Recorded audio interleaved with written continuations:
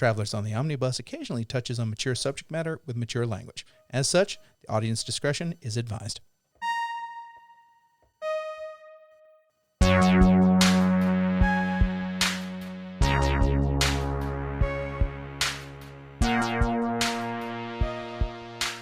Welcome to Travelers on the Omnibus, a field trip through nerd and pop culture. He got the I'm tagline. your host, You stumbled, but you recovered. Yes. You did a lot better Jody than me. Kite. Yes. I'm Ethan Skinner. Yeah, James McCarthy here. I'm Brady Davis. I'm still here and still slightly recovering from my illness. You sound much should, 'cause better. You almost died. Yeah, I yeah. was pretty close to death. Yeah. Sinus infection is replacing the flu and bronchitis. So Yeah. Yeah, okay. Yeah. Trading down. you That's very good. got to trade down, Yep. man. Mm-hmm. Ethan, what you been up to? He scared the boy. Honestly, He's been perfecting his Pauly Shore impression. honestly, I've just been playing just more Breath of the Wild, more of my Pokemon Nuzlocke. That's it. Like nothing. I know. nothing I need exciting has been Nuzlocke happening. information. How many more Pokemon Okay, have died? So for right now, I'm sticking to my Heart Gold Nuzlocke, my solo Nuzlocke, not with James because he's busy with work and his own personal life going on. There you go. I have. Look at this motherfucker Hey. with a life. Yeah. Wait a minute. Let's do third. What's James doing right now? Okay. It is currently today. You had to look at your phone to know that it was today. What the fuck, man? Ethan, I'm gonna give you a hint. It's always today. It's always today. There It's is no never tomorrow. You cannot be in tomorrow or Yeah. yesterday. I don't care what Cloud Atlas says. He's probably in. I know he's in Salt Lake City. None of us Okay. are, I know he's in Salt Dr. Lake City. Manhattan. So We he's do not around Mormons, exist. okay. Yeah. Yes. If anything, he's probably playing Flesh and Blood right now. Oh, okay. Oh, nice. Okay. Nice. There you go. Apparently, they have like a huge Flesh and Blood community. Over Oh, there. nice. So they Nice. actually Yeah. have like weekly tournaments. Oh, Why? okay. Why am I not surprised that the Mormons have a large flesh and blood community? Do with that. I've seen Under the Banner of Heaven. Oh shit. I've seen the Rutger Hauer movie Flesh and Blood. We literally were talking about that in the car. We were. That's what was fucked up about this. Real quick, side note. So Yeah, let's continue our tradition Yeah, of interrupting right, what Ethan's been right. doing. Out of all the movies that are out of print, because I was looking at stuff to order because it's either not available digitally or you can't rent it digitally or it's too much to rent it digitally or whatever. Leviathan is out of print. The undersea The horror undersea movie with Paul Yeah, Weller. Peter Peter Weller. Weller. Peter Peter Weller, Weller. AKA RoboCop. I Right. remember the cover of the videotape. I've never very heard of this striking. movie a day in my life. Yeah, there was a summer in 1989 where 3 underwater movies with aliens came out the same fucking year. Yep. The same It summer. was a also. Deep same Impact Armageddon type Yeah, deal. Deep Star 6. Volcano Dante's Peak, if you will. Yeah, Deep Star 6, The Abyss, and Leviathan all came out in like 9 months. Yeah. Of the three of those, Leviathan is my favorite. The Abyss by quality is the best, not Yeah. just in the acting also, but also in the effects and everything going on there. Plus, James Cameron tried to kill Ed Harris. Ed Harris. Ed Harris. Yeah, he tried to kill Ed Harris. Yeah. Man, that's not cool of him. That's not cool of him at all. Anything else? Well, with- I mean, Sorry. Yeah. Not to step on you. yeah. Brady, sorry. Talk about something else so we can interrupt that. Yeah, 100%. Breath of the Wild is still good. All right, All right, cool. he got that out real quick. All right. So there Okay, we could cool. Is that all you? Yeah, that's pretty much all it. right, Jay, what you been up to? So Tears of the Kingdom is still good. Yeah. Like there you go. I've started building mini crazy Zonai devices, which is very fun. I built what I like to call a suicide rocket, where you take the glider and you take 6 rockets and you put them on the back angled, and then you put a bunch of fans on top of that, and then a steering column. And so then normally you have to strike the thing that has all the Zonai devices, but if you have a steering column, you just activate. There we go. So I just get on the steering column, everything activates. I go very very high, very fast. And then the gliders kick in, and it's great, but I don't have enough batteries yet, so I literally fly for 2 seconds. The rockets blow up right as I run out of batteries, so the thing's just pretty much in a slow wafting descent to the ground. But I will get better at it. How many Korax have you mutilated? I don't torture their existence is already like terrible enough. They've all departed from their friends, and you have to help them out. Some of them though can go straight to fucking hell because they are literally like on the other side of ravines or up giant slopes of slippery mountains. There's like, what, 1,000 of those things? 900. Oh, okay. That's a lot. It's a lot of Korra. watched- There may be more of them in this. 900 was the Breath of the Wild count. Tears of the Kingdom, maybe more. I don't know. I watched a little bit of Jay playing last Thursday after the store closed, and he slapped a explosive barrel on the end of a stick and hit a centaur. Bless you. Bless you. Yeah, that was Yeah. entertaining. Yeah, I threw a explosive trident at a Lionel. It was very fun. okay. I enjoyed it. That sounds Cool. It was fantastic. very great. I enjoyed it very much. The other thing is we're going to do a little quick taste test. We got Mountain Dew Summer Freeze. Dew with a blast of summer Americana. I'm going to guess that there's some kind of watermelon in there. Watermelon. I'm not in repeating there. myself. We already made our guess. I said mango grapefruit. Brady said jokingly, those bomb pops, those red, white, and blue bomb pops. Astro Pops. Thank you, Jay. Here we go. Astro Pops. Here we go. Jay is He drinking. is consuming the drink. He is not dying yet. There's Code Red's in here. This might just be Code Red. Yeah, Because that's all I taste. they is just Code colored. Red. They just made it light blue. Is there a dominant aftertaste? Code Red. Code Red. Code Red going down, Code Red when it lands, and Code Red as it's They simmering. like Who knew mix- the taste of American summer was Mountain Red. Dew Code Red? Yeah. Do they mix voltage in there? Is there any voltage? Maybe Take you know another what? sip. You know what? I'm going back in. All right. Yeah, Take another you sip. gotta get Gotta- the full palette. No, it's just fucking Code Red. Code Red, It's just too. fucking Code Red. Damn. It's delicious. Now- I love Code Red, but you don't have to go to all the artistry, man. Now, it would not put it past me that Mountain Dew would just mix voltage and Code Red to just get that. That could be it. Like there may be something else there, but it is so Code Red dominated. Okay. Code Red forward. Yes. ladies and There you gentlemen. go. Forward Red. Yes.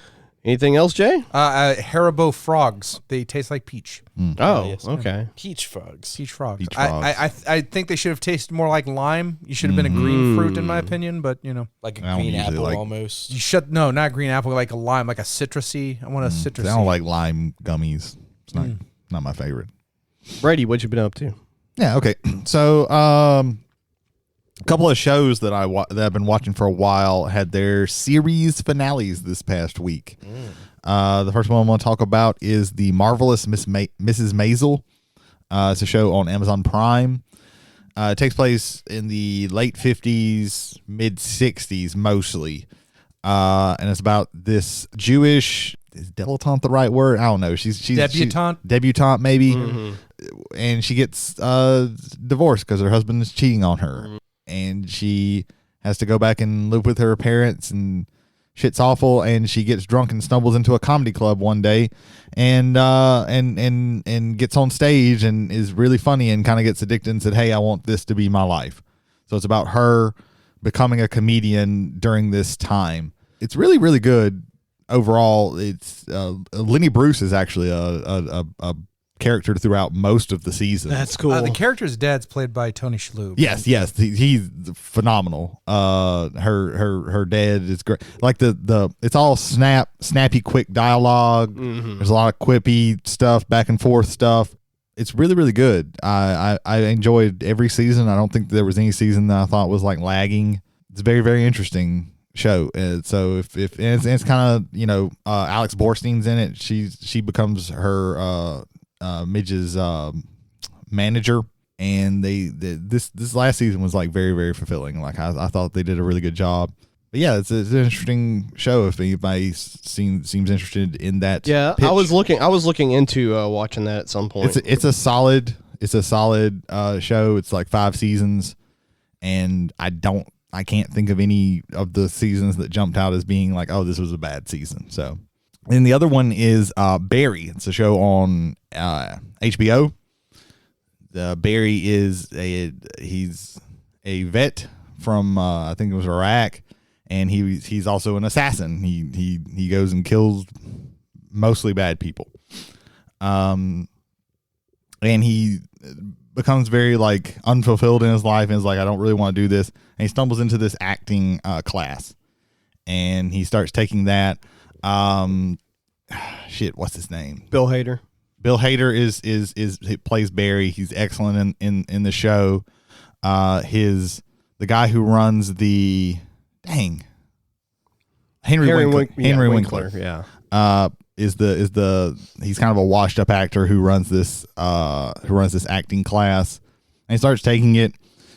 It's a really fucking good show. That's another one. I think it's only 5 seasons and they're 30-minute episodes, so they fly by. Excuse me. This last season did some very interesting things. You kind of start off kind of rooting for Barry, and then you realize, oh, he's really not he's a very disturbed individual. And really there's a lot of people in there who are like, you kind of start rooting for them, and then you realize, oh, they're kind of pieces of shit in various ways, but the characters are really good. There's this whole thing with Chechnyan gangsters. This one guy, NoHo Hank, he's really funny. But yeah, it's a really funny, good show. That one ended pretty well. So if that one's interesting, check that one out. The only other thing is I picked up the second book in what's called the Darkstar trilogy. I talked about this a while back. The first book was Black Leopard, Red Wolf. It's kind of this.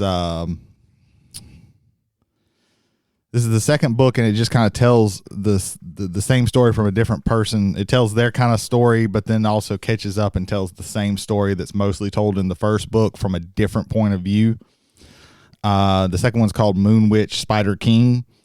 From what I've heard, from what I've read, like this one might even be better than the first one. The first one, these books take a lot of, because it's all like very it's based on like African stuff. Like this takes place in Africa and things like this. So the cadence and the way things are written, like it's not necessarily what we would call like perfect English or something like that. The guy Marlon James, I think he's from somewhere in the Caribbean. I don't want to say exactly. I don't want to say the wrong thing, but the first one, it takes a little bit of getting used to, especially if you read a lot of Western things, because they all like move in different ways. But once you get used to it, like it's a very interesting story, and it took me a little while to get into the first book, but I really enjoyed it. And now I'm getting into the second book. It's from another person's point of view, and it's telling her kind of story leading up to that, and then it's gonna then bleed into the first book, and that's gonna be very interesting. So I'm looking forward to that. So yeah, that's what I've been doing. Oh, awesome. Go ahead, Ethan. You're going to say something? Yeah. Oh, yeah. Jody, what have you been up to? I'm going to get to what I've been up to in a minute. Jason Holder, what have you been up to? Shoot. What's been going on, man? All right, Jason's not been doing anything. All right, sweet. He doesn't feel like being on a podcast today. He was looking at me like I set you up to ask him that question. I had nothing to do with that, sir. Wait, here it comes. Jason is just a figment of your imagination, John. Yes. Whenever I'm at work, like working overtime, and people are like, "What are you still doing it?" That is my exact response. It's like, you're imagining me. Yeah, I'm not here right now. You're the one that's overworked. Apparently, I took both the blue and the red pill. What he's been doing is mind your own fucking business. Yeah. So what I did this past week, I went back, and every once in a while I'll go back and watch a movie I watched when I was like a kid or a teenager or whatever to see if it holds up. And sometimes, I need a palate cleanser. Like, you can't always watch like, pretentious fucking foreign films or horror movies all the time. Sometimes you need just a dumb comedy to watch. And I watched Bill and Ted's Excellent Adventure. Oh, okay. The movie holds up, even though it's got like there's a lot of plot holes in that movie. Yeah. It's time travel, like you just right.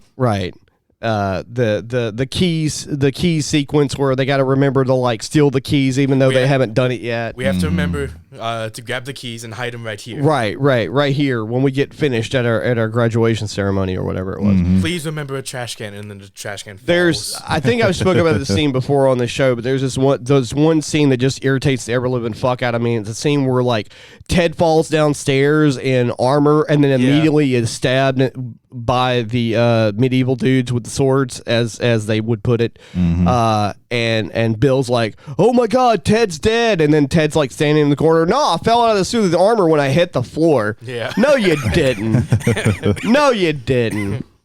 But man, Where's the Future Wild Stallions is the music that brings peace to the world. We need that. That would be nice. I've been So I haven't played much of Overwatch 2, so I started playing that. Okay. I'm not for supporting Blizzard financially. This game is free. So since I haven't played 2, I can't play ranked right away.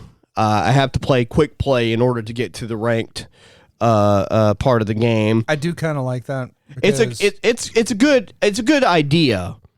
Well, also it's an anti-smurfing tool. It doesn't Right. allow somebody who has like a tremendous, like basically you can't just hey, help me get up in level by joining me Right. in the start and say no, you gotta go through all that before you get. There's a couple problems with it. One problem is like even if you know a bunch of people that want to play.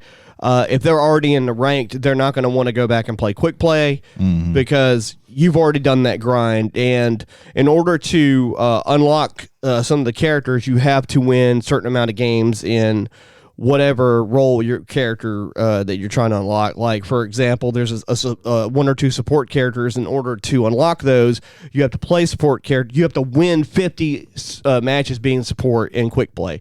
Win 50 matches. It is, especially when you're playing like Mercy and you're either like behind the Reinhardt or the DVA because they're the muscle and they're doing all the damage, and then they decide to jet off to the side and you can't follow them because there's a bunch of fucking enemies there, and sorry, you're an idiot, I can't heal you now. That's just the way that goes. So I've been playing that. That's what I've been up to. Awesome. I never played. I haven't played Overwatch 2, but when the first one was out, I think it was right before one of the characters came out. Brigitte, the tank attacker character. I used to main Zenyatta, the robot healer. I loved playing Zenyatta, just being able to heal from a good amount of distance away while also throwing like chakra balls. My mains in 1 were Soldier, Mercy, and Bastion.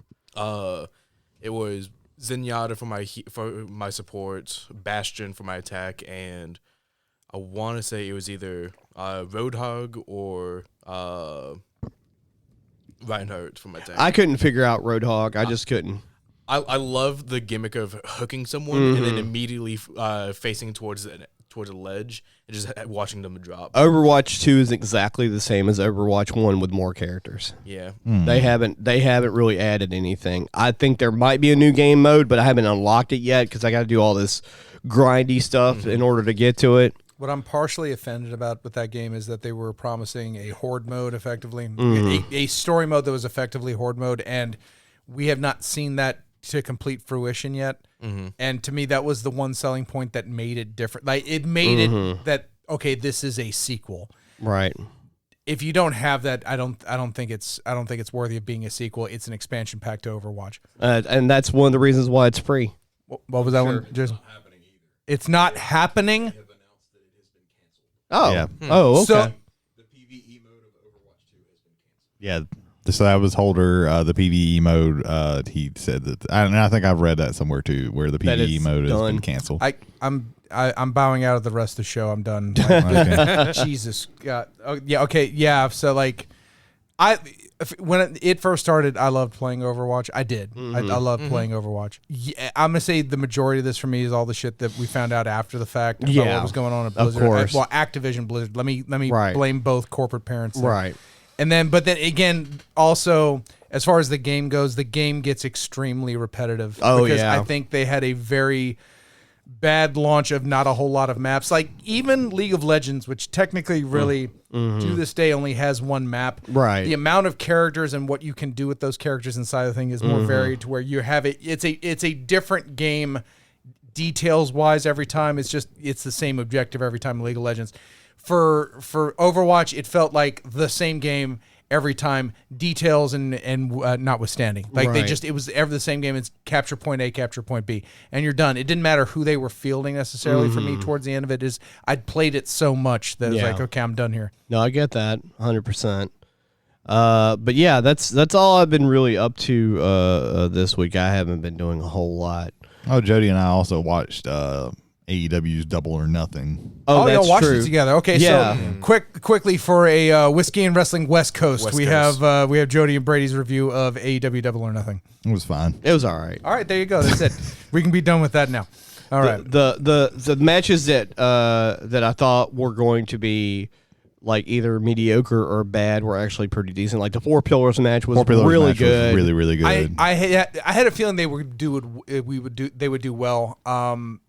What I was worried about was what happened is the fact that wasn't the most important. Like for what they that showed, wasn't the pushing main it forward, event. That Yeah. should have it been should the have been the main event. event. Yeah. The Anarchy in the Arena match, especially since I'm hearing now that the next one's blood. They're going to be going back to it, and it's going to be blood and guts. Well, yeah. I was guessing that because of just that's how they've Well, been no, I think doing. I've heard Excalibur throw that word out there, and I'm like, Jesus. okay, you've already had the gimmick match. Let's throw another gimmick. They did match the on same top thing. Of It was the same thing last year where they did Anarchy in the Arena, and then I think Blood and Guts was the I think- actual blow. Yeah, I think it would to me, it'd be more appropriate if they just had a big like 8-man tag. I just want to rant for a second. Okay, go for it. Anarchy in the Arena is a garbage ass. First of all, it doesn't mean anything. Like nothing. Right. It doesn't mean anything. There Like, are Anarchy no- in the Arena isn't an actual match. It's Right. just what we're gonna call this bullshit that we're gonna put It's together. just a brawl. Until they focused everything and got in the ring. That was an ass match. That was so fucking bad because they were just jumping back and forth, and all these random things were happening, and they were missing half of it, and it was practically to me it was unwatchable. Like Yeah. I had started tuning out, and Yeah, they finally I zoned out. converged into the ring, Yeah. where it was very focused, and then it got really, really good. I liked it, but I was so soured from like it's a match type that is absolute ass. Right, It's the worst thing that Because that there was AEW one has point done, where match type wise. Claudio and one of the Young I don't know. Bucks. The Cracker Barrel match was pretty bad too. Claudio and one of the Young Bucks was in the concession area. They were fighting. Fucking Brian was in the middle of the fucking arena with somebody. Moxley was by the ring with somebody else. It was just so much chaos. Well, Moxley was by like at that time. Moxley was near the entrance, but off the ramp, right. with Kenny. I think it was Matt with Claudio in the concession area. It was, and I don't even know where the other two were. I can't even fucking remember. It was absolutely ridiculous. Yeah. and impossible to follow. Like you can't follow anything. And Wheeler Yuta went through most of the match without a scar whatsoever. Yeah. Until much later. Which is weird seeing where his normal position is in that. Again, I just want to go back and say, like, to me, like, make that an 8-man tag and have them wrestle, but then have your main event be your fucking title match. Yes. I also didn't like. I was actually kind of insulted that it wasn't. I didn't like the mid finish to the TBS Women's Championship match where they basically had Jade Cargill like beat Valkyrie clean, and then so Taya did her finisher, which is the exact same finisher that Jade has, but they call it something different. And Jade kicks out of it, and then Taya takes one of Jade's finishers, which is the exact same thing, and Taya does not kick out. And then she beats her, and then Statlander comes out and wins. So they just shit all over everything they'd been building with Taya Valkyrie because they had been holding off having Jade drop the title because of fucking Statlander. Her knees were paper. So that's awesome. That's wonderful. Yeah. AEW, great booking. I would say, and just again to finally go back to the point I was making, I think because they were mad about it, I think every man in that fatal 4-way for the title, I think took offense to that and just raised their game. Every single one of them brought it, Every single one of and all there were so many like really interesting, well done, well thought out spots. It was the choreography on the spots is really good. Like, I was watching some clips the other day, and it looked really good. Yeah. Yeah. It was an excellent. Whoever put that match together did a really it good was job. excellent. It was excellent. Yeah. The rest of I wouldn't be surprised if it was the 4 men in that ring. I mean, Yeah. it could have been. To me personally, I think Sammy and Darby are amazing both in and over the ring. And there was a lot of that in that match that was just exceptional. I think Jungle Boy can bring out a good match out of himself if he's motivated enough. I think he was that night. MJF, I think, did his part. Oh, yeah, everything for there. sure. But yeah, like that almost cracked a smile out of me. But again, it's just like MJF needed 3 other men in order to be able to keep his title. Well, that's all I can think about in my brain. I get that. I get that there, but for me personally, in AEW especially, there's so many other factors going on in just that. I think also it's like, you have all these guys. Some of them you've been utilizing, some of them you haven't. Like up until a few months ago, Darby Allin hadn't been on TV much, and you have all of that going on. You need exposure for these guys. You want to push all these guys. You only have so much time and so much room on the card. They have 3 million wrestlers in the company, so they have to be able to put as many faces on TV at once. Is why they have a battle royale every other month. Yeah, and why you're going to 5 hours worth of television content for them here. Sure. Right. But including the surprise announcement that on Saturday night, blink. AEW Collision, blink, from Chicago, blink. CM Punk's going to be there. Oh, wow, what a surprise. Yay. There's a lot of yays, and there was equally amount of boos as well. The boos were starting to overcome. They were overtaking. The boos were overtaking a lot of things tonight as far as that goes. That's another thing. The crowd in Las Vegas was ass. They don't need to do it in Las Vegas anymore. I would be very disappointed if they do it next year. I would garner a guess that the promo that Don Callis cut, if that would have been in Vegas, it would not have gone over the way it went over. Yeah, he would have he wouldn't have even been he would have actually been able to speak. That crowd tonight was on fire. Was pretty on fire. Yeah, and the Las Vegas crowd mostly could not care less. Las Vegas's crowd are tourists. Yeah, that's the problem. Like this was just another tickets. This was not a special thing that these people came to. This was just let's go to this thing that's also we're already Vegas. here. There's been a stealth reason over the years. The big one is gambling, and they're worried about gambling. But major sports teams did not go to Vegas because Vegas is a visitor's town. I mean, it's because people come into that town.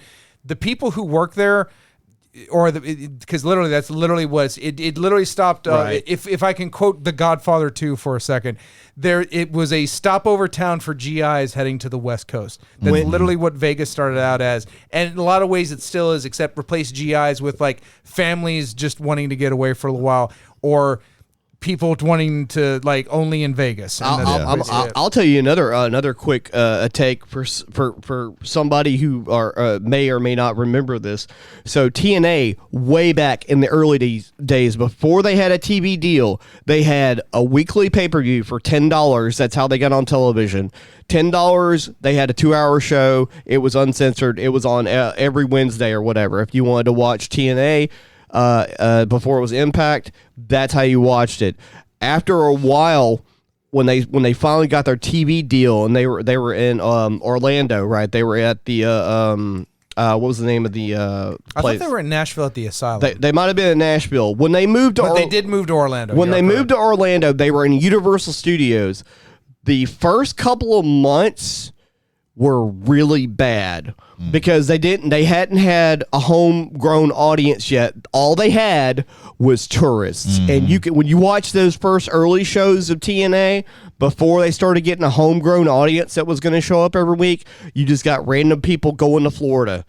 And it was bad. It was just like that Vegas show we watched. It was pretty awful. And I'm not and please understand, I'm not shitting on Vegas itself, just as a place to grow an audience. I think it has hampered by the fact that it's a visitor. There's places that are bad wrestling areas. Des Moines, Iowa is also really bad. Unless you're Seth Rollins. There's also places in California that are not good. Recently, Hollywood's gotten better, but when they first started doing shows in Hollywood, not a good crowd. LA shows are hit and miss. To be fair, also LA's classic wrestling was Gene LaBelle, like the LaBelle lock, which is used by this man. You may have heard of him, called Brian fucking Danielson. Like, you're talking extreme technical wrestling in LA, and then what's weird, it then got replaced by the show business of WWE, and that fan base didn't care. Right. So again, I think also it's less with LA. It's less tourism and more of I want to be seen. Like it's that Hollywood thing of let me be seen out in public kind of deal. Well, if you've enjoyed us talk about wrestling in our subtopic tonight, What happened? My brain. Good. What, just shut- are you my- stroking? My brain Censored. shut off. Jay, cut Cut that. Yeah. Every time you did that last week, I replaced it with censored. There was a lot of censor. Censored. Wasn't there. It was just There and was no a one- lot of censors. and no one knows what I censored, and no one will know knows. what it was censored here either. Exactly. It's gonna School be great. shootings. Anyway, moving on. Censored. Of course. Yeah. If you've enjoyed listening to us on whatever platform you're listening to us on, you could listen to us on other platforms such as Amazon, One. Spotify, Google Play, Three. and did I say Apple already? Yeah, no. Say it. Apple. There. Yeah, something That like was more that. like Asga, but Yeah, that works we'll too. take that. Or a gauze. Are you suffering from Asga? Try Haribo frogs. Side effects may Include include death.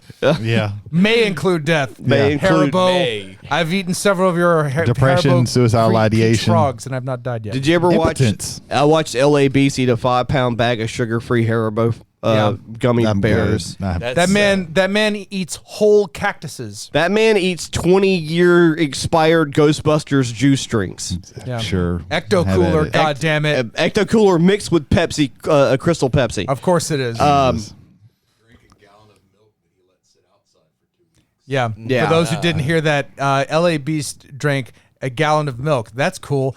2 weeks spoiled Yeah, that's Outside. he's outside. Not the even heat. not even in the kitchen. in the heat. he's impervious to the plague. He probably ate it directly.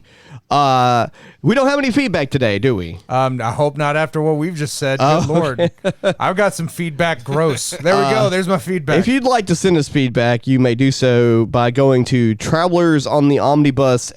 travelersontheomnibus@gmail.com. That's 1L. Yes, travelers on the omnibus. Also, you can take part in any polls we may or may not have on Spotify or there's messages. a poll for every episode except the second. Message us directly there. Yeah. All right. Well, I think we're about to take our undertaking of the Of main the take top- under of the take topic take under the under main take Take topic. over. take over take That has been overtook. takety take I take guess take we gotta take talk about this shit. take. All right, so we watched Phantom of the Paradise. Yeah. Yeah, we definitely You had a watched beautiful It intro was a set up movie. there, and we I fucked did. it up. Phantom I of the did. Paradise. If you- I was trying to let you do I it. appreciate it. These fuckers over here didn't want you to have The man anything. has a peach icy peach. Georgia That's peach. A peach Georgia icy peach. is- Georgia All right, peach. fuck it. All right, Swan. He has no other name. His past is a mystery, but he's already a legend. He wrote and produced his first gold record at 14. I'm fucking this all up. Since then, he's won so many that he tried to deposit them in Fort Knox. He brought the blues to Britain. He brought Liverpool to America. He brought folk and rock together. His band, The Juicy Fruits, say that with a straight face, single-handedly gave birth to the nostalgia wave of the 1970s. That's an interesting line. Mm-hmm. Now he's looking for a new sound of the Spears to inaugurate his own Xanadu, different movie, his own Disneyland, the Paradise, the ultimate rock palace. This film is the story of that search, of that sound, of the man who made it, the girl who sang it, and the monster who stole it. And then it opens with, "We'll remember you forever, Eddie." That original was actually narrated by one Rod Serling. And Rod what was the Serling of first Twilight Zone. was Yeah. the first of several surprises for one Brady Davis. Yeah. Also, the dude who played Swan was the Penguin on the Batman the Animated Series from the Paul 90s. Williams, who wrote music for Three Dog Night and the first three Muppet movies. Yeah. And was also in I think all three Smokey and the Bandit movies. As the short-statured son of the sheriff. Sure. So, yeah. Paul Williams wrote the music and the words. And who directed this movie? Fucking Brian DePalma. Like, Brian what the fuck? DePalma Yeah, wrote and directed the movie. wrote This is- and directed the movie. Fucking Brian DePalma wrote this. Like, this is god damn. This is it's brain melting, to be quite honest, that this movie was made by fucking Brian DePalma. Yep. This is one of those where it falls under my category of fascinating.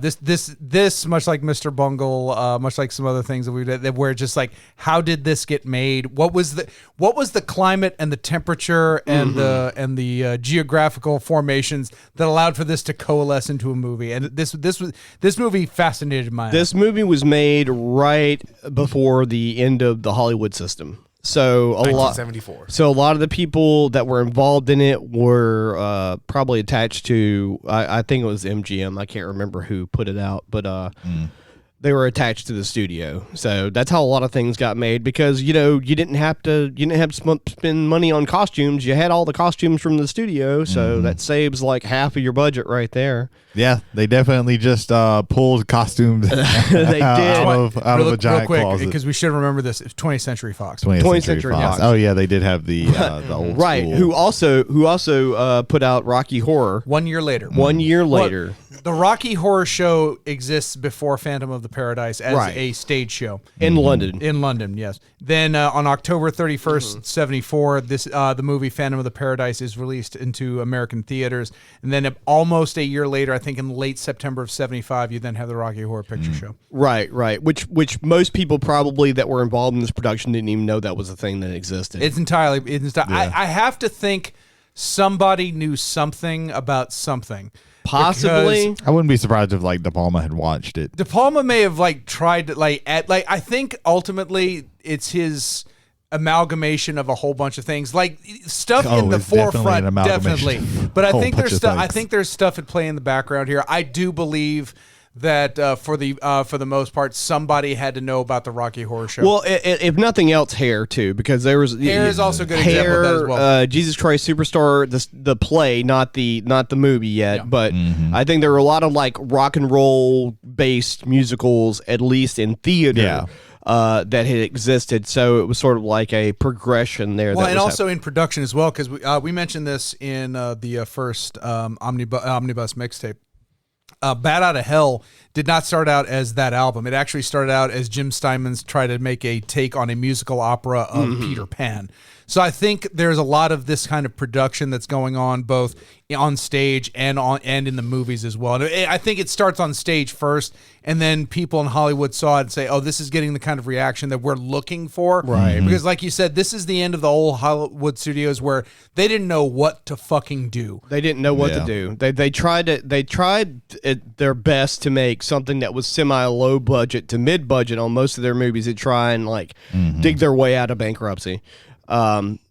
Because movies like, I don't want to get on a tangent on Hollywood or whatever, but they would make a lot of low budget movies back in the system days of to try and balance out Cleopatra that went $45 million over budget in 1960s money, which is like a ridiculous exorbitant amount of money nowadays. Yeah, because you have prestige chasing. Well, I honestly think you still have that today. In fact, I think it's more prevalent today because you have streaming to dump a whole bunch of stuff onto.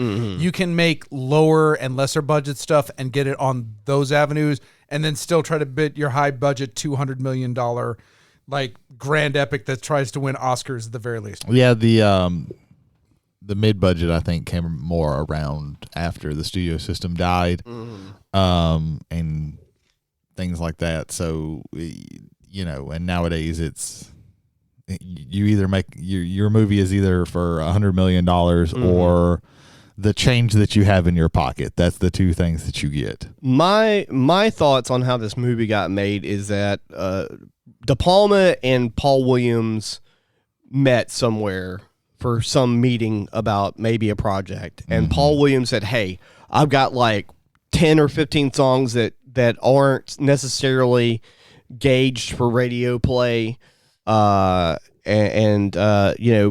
maybe they talk some ideas or whatever, because a lot of these songs seem like they could be interchangeable in anything. A lot of them were not necessarily I don't think were made for the film. I think they just put them in the movie.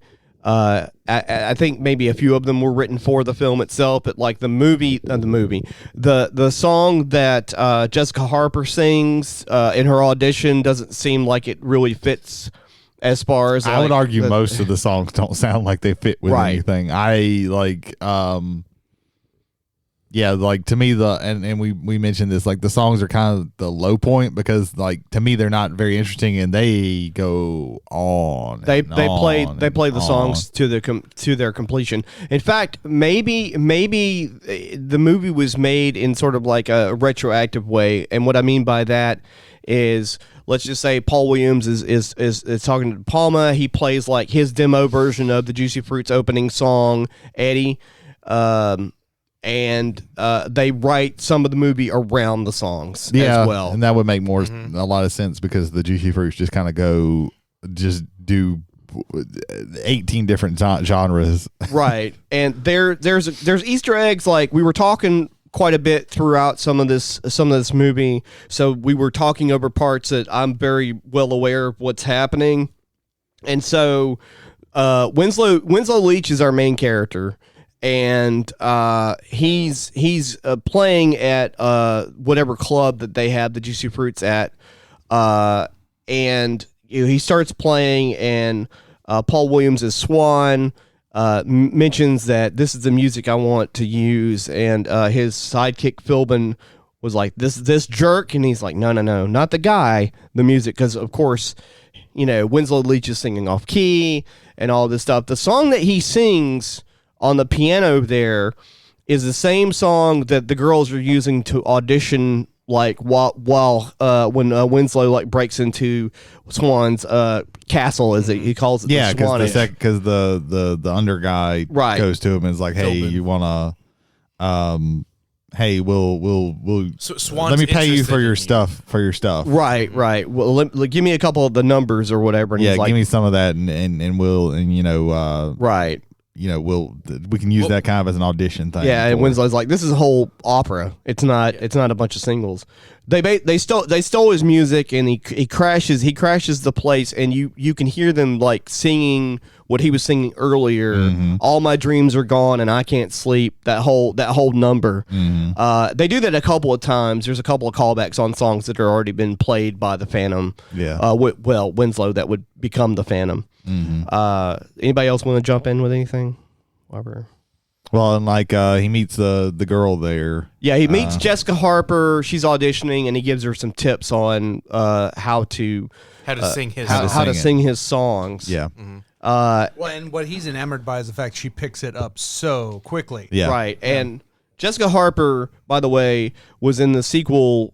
Richard O'Brien likes to call it the equal, but I don't think so. To Rocky Horror Picture Show, called Shock Treatment.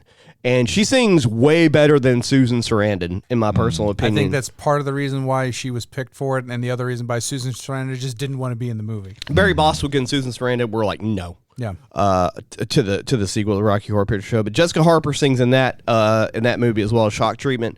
She's got a really good voice. She's got a really good singing voice. Well, I think maybe in that she's trying to sing like herself. Where in this movie, particularly in her audition scene, it was like, oh, this is Linda Ronstadt 2.0. Right. Like the mannerisms, the voice inflection. It's like, oh, like the look. She's trying to look like Linda Ronstadt. I don't know if that was deliberate on the production angles part, or if it was just something that was to be done at that time, or maybe my time and place is out of whack and I don't know about it, but it was like I got major Linda Ronstadt vibes. Also, it's a weird time period for music in general. Like in '74, people think the whole entire decade's disco. Disco's like the end of the 70s. Yeah. It was happening in Europe, but in America, disco didn't start really hitting until Saturday Night Fever came out in like 77. Like disco was not there in 74, but that song sounded very like country disco. It was really, really strange and out of place because music was kind of like in a really weird flux at that point. Yeah. In pop culture. It felt like she was angling for a record deal with all the singing that she did in this. I think that's what she wanted to try and platform herself into a role like that. As Brady often says, ¿Por qué no los dos? Yeah. Why not both a film career and a singing career? Yeah, and then she finds out that they're auditioning, and it's basically just to have sex with Philbin. It's a casting couch situation. She runs out, and keeps like. He can't get a hint. Winslow can't take a hint. Like he's just like, hey, he's why are they playing? Naive. Yeah, he is so beyond because he is gullible. I think the whole point is like he's so absorbed with the music, like he can't see anything else. Yeah. He gets thrown out, and they plant dope on him. Yeah. Well, hold on. hang He dresses on. up as a woman. Oh yeah. He sneak in there. He gets thrown out, then dresses up as a woman, and sneaks back in, and ends up on Swan's orgy bed. Swan comes into the room, and then we just look at the camera like looks at Leech, and we finally realize, oh shit, that's Leech. We didn't know he was there. He just kind of pops up. This movie is rated PG, ladies and gentlemen. There was not a single nipple, though. No, there was no No, nipple. but there were some expletives that were used to describe how he looked. And then he sends for Tony Iommi from Black Sabbath to throw him out of the building. We couldn't confirm that was Tony Iommi, but it looked we a couldn't whole get a lot hold of. We couldn't. He never showed his hand, so we couldn't see if he had the metal fingertips. Right, but he definitely had the hair and the mustache. But yeah, they kick him out. That's where they throw him out. Beat him up. They beat the shit out of him. They throw him out because like it's basically like a biker gang that Swan's toughs. Right. They throw him out and they plant dope on him. No, the cops police. come and plant dope on him. Right. Then he gets put in jail. Sing Sing. Sing Sing. Yeah. Yeah, specifically Sing Sing. Specifically gets put in Sing Sing. Yeah. And then in order to promote good hygiene and prevent infections in Sing Sing, everyone gets their teeth pulled out and replaced with metal caps. Right, right. Yeah. What the fuck? And while This information comes at you very fast. Yeah. And you have to be ready for it. Yeah. That moment. you see Winslow standing there, he's in what looks like a janitor outfit. It's like, just standing there with his metal teeth, as the other prisoners are making tiddlywinks. Yes, they're The legitimate. actual board game Tiddlywinks. Yeah. And then you hear like over the radio like Swan's new musical. Juicy Fruits with a new song by Swan, and it's one of Winslow's songs. Yeah. Yeah. He goes completely bonkers. He knocks some cops out, jumps in a box, and gets shipped out of the prison. Yeah. Yeah. Yeah. It's really weird how that works. It's very. If you've ever read or watched The Count of Monte Cristo, that's exactly how it happens. Yeah. Including the metal teeth. Just instead of a box, it's a dead old man. Yeah. This whole the world is Looney Tunes. Like I was with the movie up until this point. Like, Yeah. he like knocks out a couple guys with like one punch, runs down the assembly line, jumps in a box. It goes down a ramp, ends up in a van. The box gets dropped out of the van. Yeah. He just pops out like nothing happened. I'm pretty sure Hideo Kojima saw that, and that's how we got the box from Metal Gear. I'm just saying. He runs to where they're making the record. The record Somehow label. He's able to find the Yeah, the production record label. company. And he starts smashing all the records, and he's able to smash the vast majority of. There's like thousands and thousands of these. At records. some point between the time that he broke out of the box that he got dropped off in, and him like running into the actual recording studio, and record plant, he's got dynamite. Yeah. He just like he's somewhere he got It's dynamite. not even like regular dynamite. It's like Wile E. Coyote it's Acme. fucking Looney Tunes dynamite. It's insane. 6 sticks of dynamite wrapped together with like a clock on it. Yeah. like he's about to like put it up against the record press, and it got stops. Is like, hey, stop that! He hears an alarm go off. It distracts him. His arm gets caught in a machine, and his face slides right into where the record press is. Yeah. So it fucks up his face. I have a note on that. Okay. From Wikipedia, so take with a grain of salt. Okay. The record press in which William Finley's character, I love how they like go by the actor's name, not the, but this is more important to the person actually, so it makes sense. Where William Finley's character was disfigured was a real injection molding press at Pressman Toys. That was filmed at Pressman Toys. He was worried about whether the machine would be safe, and the crew assured that it was. The press was fitted with foam pads, which would resemble the casting molds in the press, and there were chocks put in the center to stop it from closing completely. Chocks are that thing where if you have something with wheels, like kind of like landing wheels, these are like metal or some sort of concrete that are put directly in front of the wheels to keep them from moving. Basically, so if it's at an angle, it won't move. Unfortunately, the machine was powerful enough that it crushed the chocks, and it gradually kept closing. Finley was pulled out in time to avoid injury. Oh my God. Sir, are you telling me that somebody almost or did get injured during a Brian dePalma movie? Yeah, I know. But no. My shock. Yeah, I know. There you go. William Finley almost became The Phantom. became Phantom. Leech. Like, yeah. Yeah, that's method acting. Holy shit. Jesus Christ. So his face gets crushed in. He stumbles out. His face is on fire. There's steam coming out of Yeah. it. He falls into the lake. Then Does he get shot too or No. something like that? He just falls in he the just lake. falls in He the just lake. falls into the lake. We get like a really like 1930s, 1940s like spinning newspaper a clip. It's very, very campy. And it focuses on Swan opening the Paradise soon, and then it pans over to the corner talking about this lunatic music composer Winslow Leach. His body hasn't been found yet. yeah. But Which he's is- presumed dead. Right. and then I want to say like jump cuts like 3 months later. Yeah, it's a few months later, and then we get like the stalker from Student Bodies, which is the camera, Yeah. breathing heavy as he starts approaching whoever the character is starts Yeah. approaching. Well, they talk people. about how the paradise is now about to open. About to open. So we're in the paradise now, which is just like this place is the fucking like it's just like the Overlook Hotel where it's just like a labyrinth of like shit. do not try and map this out because Yeah. you will go crazy. As a perspective of the person that's like going into the area, we're following, as it's happening, much like the demon from Evil Dead. Yeah. Yeah.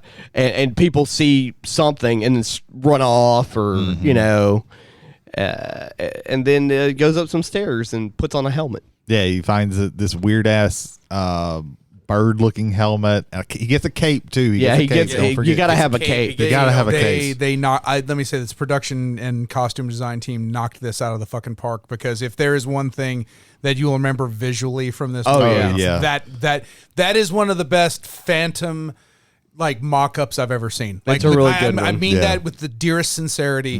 The character looks so fucking good with the red lips, not the red lips, the black lipstick. That lips, one eye that is open that I Right. have to imagine is magnified by like the glass that's there. Everything about that character is creepy and dark and also melancholy, which is sympathetic a which little. is really just encompasses what that character is going through. I can't say anything higher about that. I thought it was very good costume design. It's at this point in the movie where the Juicy Fruits have been basically reskinned as the Beach Bums. Yeah, they're gonna this is gonna happen a lot. Now, some of the other songs that Winslow quote unquote wrote, as far as movie canon goes, is being like sung as they're rehearsing. This song has nothing to do with any of the other songs. If you try and figure out what this whole rock opera thing that they're supposed to be doing, like none of it makes any fucking sense. Yeah, the song they're singing is in the beginning, Winslow talks about how he's right. The whole thing is about Faust. right. It's about Faust. Yeah.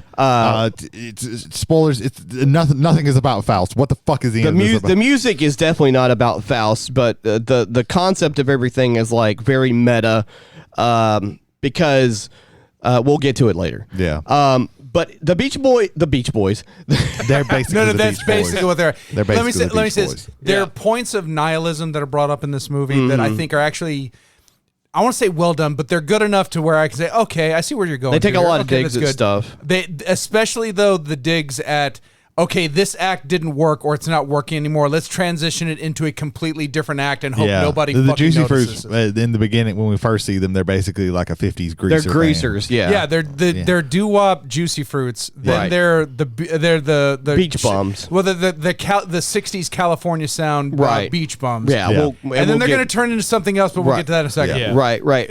So the rehearsal opens up with the lead singer at this time, because that changes depending on whatever version of the Juicy Fruits they are. Goes, carburetors, man. That's what life is all about.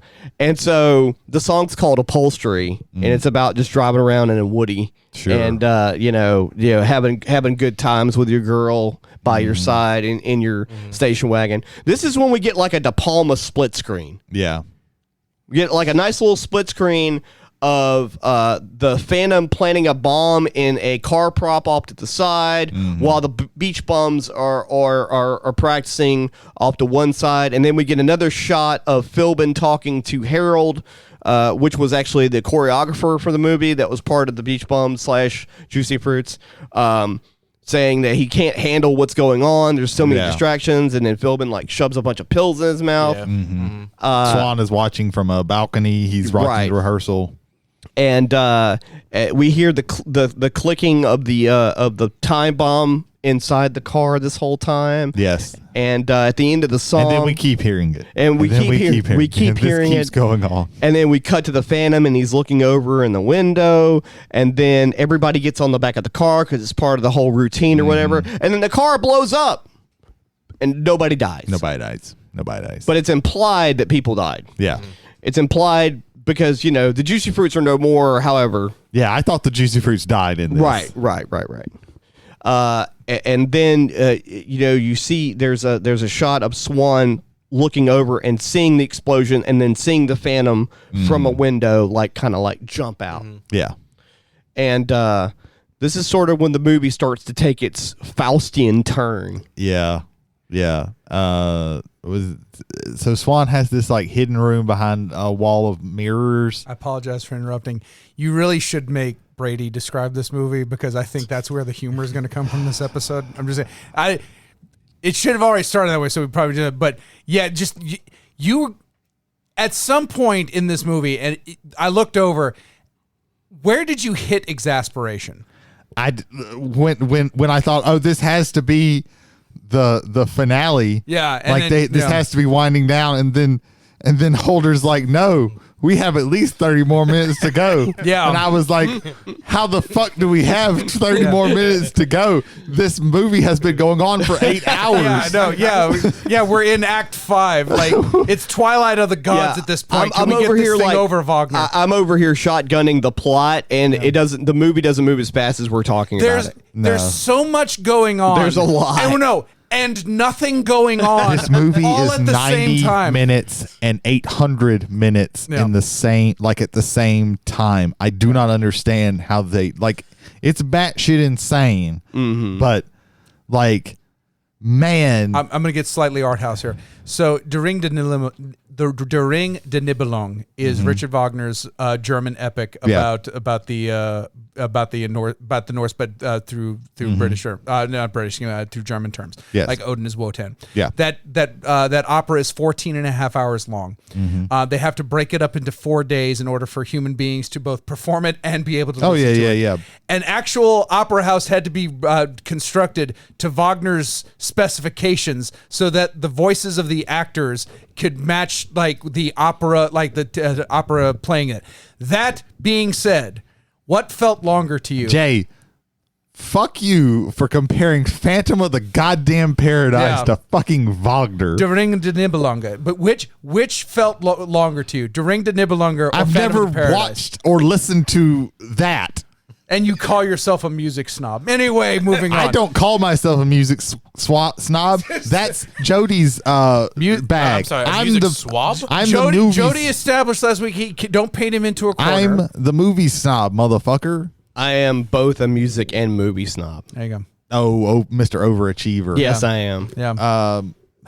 So what happens next, Brady? I don't know. Fucking for some reason, Swan has a hidden room where he goes and just sits and smokes a cigarillo thing. Well, he's and, also and listens to the listens to music. I like to think it was a clove cigarette because it's pretentious. He's watching video all the Oh, time. he is watching video too. And when you hear his voice, it sounds demonic compared to everybody else's in the audience. Oh, Yeah, he's deep shifted down, definitely. and as he's coming out, he gets attacked by the Phantom. and then he's like, but he immediately realizes who it is. It's not even a surprise. He doesn't even feel surprised.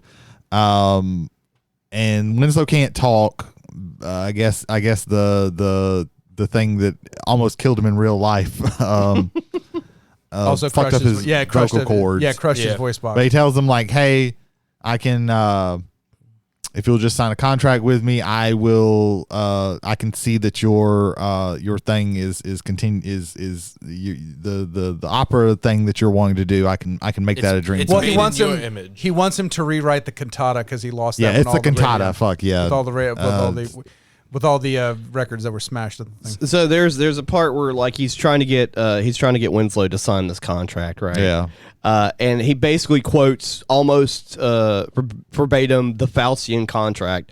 Yeah. And Winslow reads out loud, "The party of the first part gives the party of the second part and his associates full power to do with him at his will and pleasure, to rule, to send, to fetch, to carry, be body, soul, flesh, blood, or goods." What does that mean? And then Swan goes, "That's a transportation clause." Oh, It's just boilerplate. Yeah. so he kind of gets Winslow. He kind of gets one over on Winslow and puts Winslow in this dark area that's like got AstroTurf and all of this like musical like recording equipment around him in like this semicircle, and then they build him a this little. It's basically it's like a CB radio on his chest that lets him talk, but in a weird way, in a weird electronic way. I'm glad you mentioned this part. So again, from Wikipedia, so take it with a grain of salt. However, the electronic room in which Winslow composes his cantata and where Swan restores his voice is in fact the real-life recording studio, the Record Plant. The Record Plant, which has had life both in New York City and in Los Angeles, are responsible for the following albums: Blondie's Parallel Lines, Metallica's Load and Reload, The Eagles' Hotel California, Fleetwood Mac's Rumors, Eminem's The Marshall Mathers LP, the Guns N' Roses' Appetite for Destruction, Kanye West's The College Dropout, Lady Gaga's Art Pop, D'Angelo's Black Messiah, Justin Bieber's Purpose, Beyonce's Lemonade, and Ariana Grande's Thank You Next. Jesus. That's a lot of things. So to give you an idea of, there's history in that wasn't a set. That was an actual recording studio at the Record Plant in New That's York. amazing. it was probably That's crazy. it was probably easier for them just to do that. The walls Yeah. covered with knobs are in reality an oversized, custom-built electronic synthesizer dubbed Tonto, all in capital because it's an anagram, which still exists to this day. Damn. That synthesizer still exists to this That's day. crazy. Yeah. It's an insane like setup, but yeah, he makes wins, and then that's when he gives them The contract. the contract, He and there's a bunch signs of in weird blood. shit. Well, before he's actually put in the room, that's when they that's when they have the new auditions for. Oh yeah. They have the new additions, and then the girl, comes back. what's her name in the movie? Phoenix. Phoenix. Yeah, Yeah, They played have by Jessica Harper. They have Phoenix, and and before he gets his voice, he's like pointing around like, yeah, and she does like a whole fucking song. a whole 3 minutes. A long. whole not connected to any of the themes of the movie song. Right. I think one of the problems is that a lot of this stuff, a lot of the music is just performed. Where in most musicals, and this is the problems that I have with it. It's a fine movie. It's just like I've watched it once. It's okay. I'm never gonna watch it again probably. But the problem with the music is that in most musicals, like the music is like kind of moving forward the plot, or at least there's like a lot of interesting things like. Time Warp in Rocky Horror Picture Show isn't, but there's so much shit going on that it's like, okay. And most of the time it's just somebody singing, sitting there. Right. And they might do a twirl or skip off stage like Phoenix does. She wholly goes off stage and then comes back. Yeah, much to our surprise, she we thought finishes the the was song over. and then like skips off stage and then comes back. And Winslow's like, yeah, I want her. She's got to do it.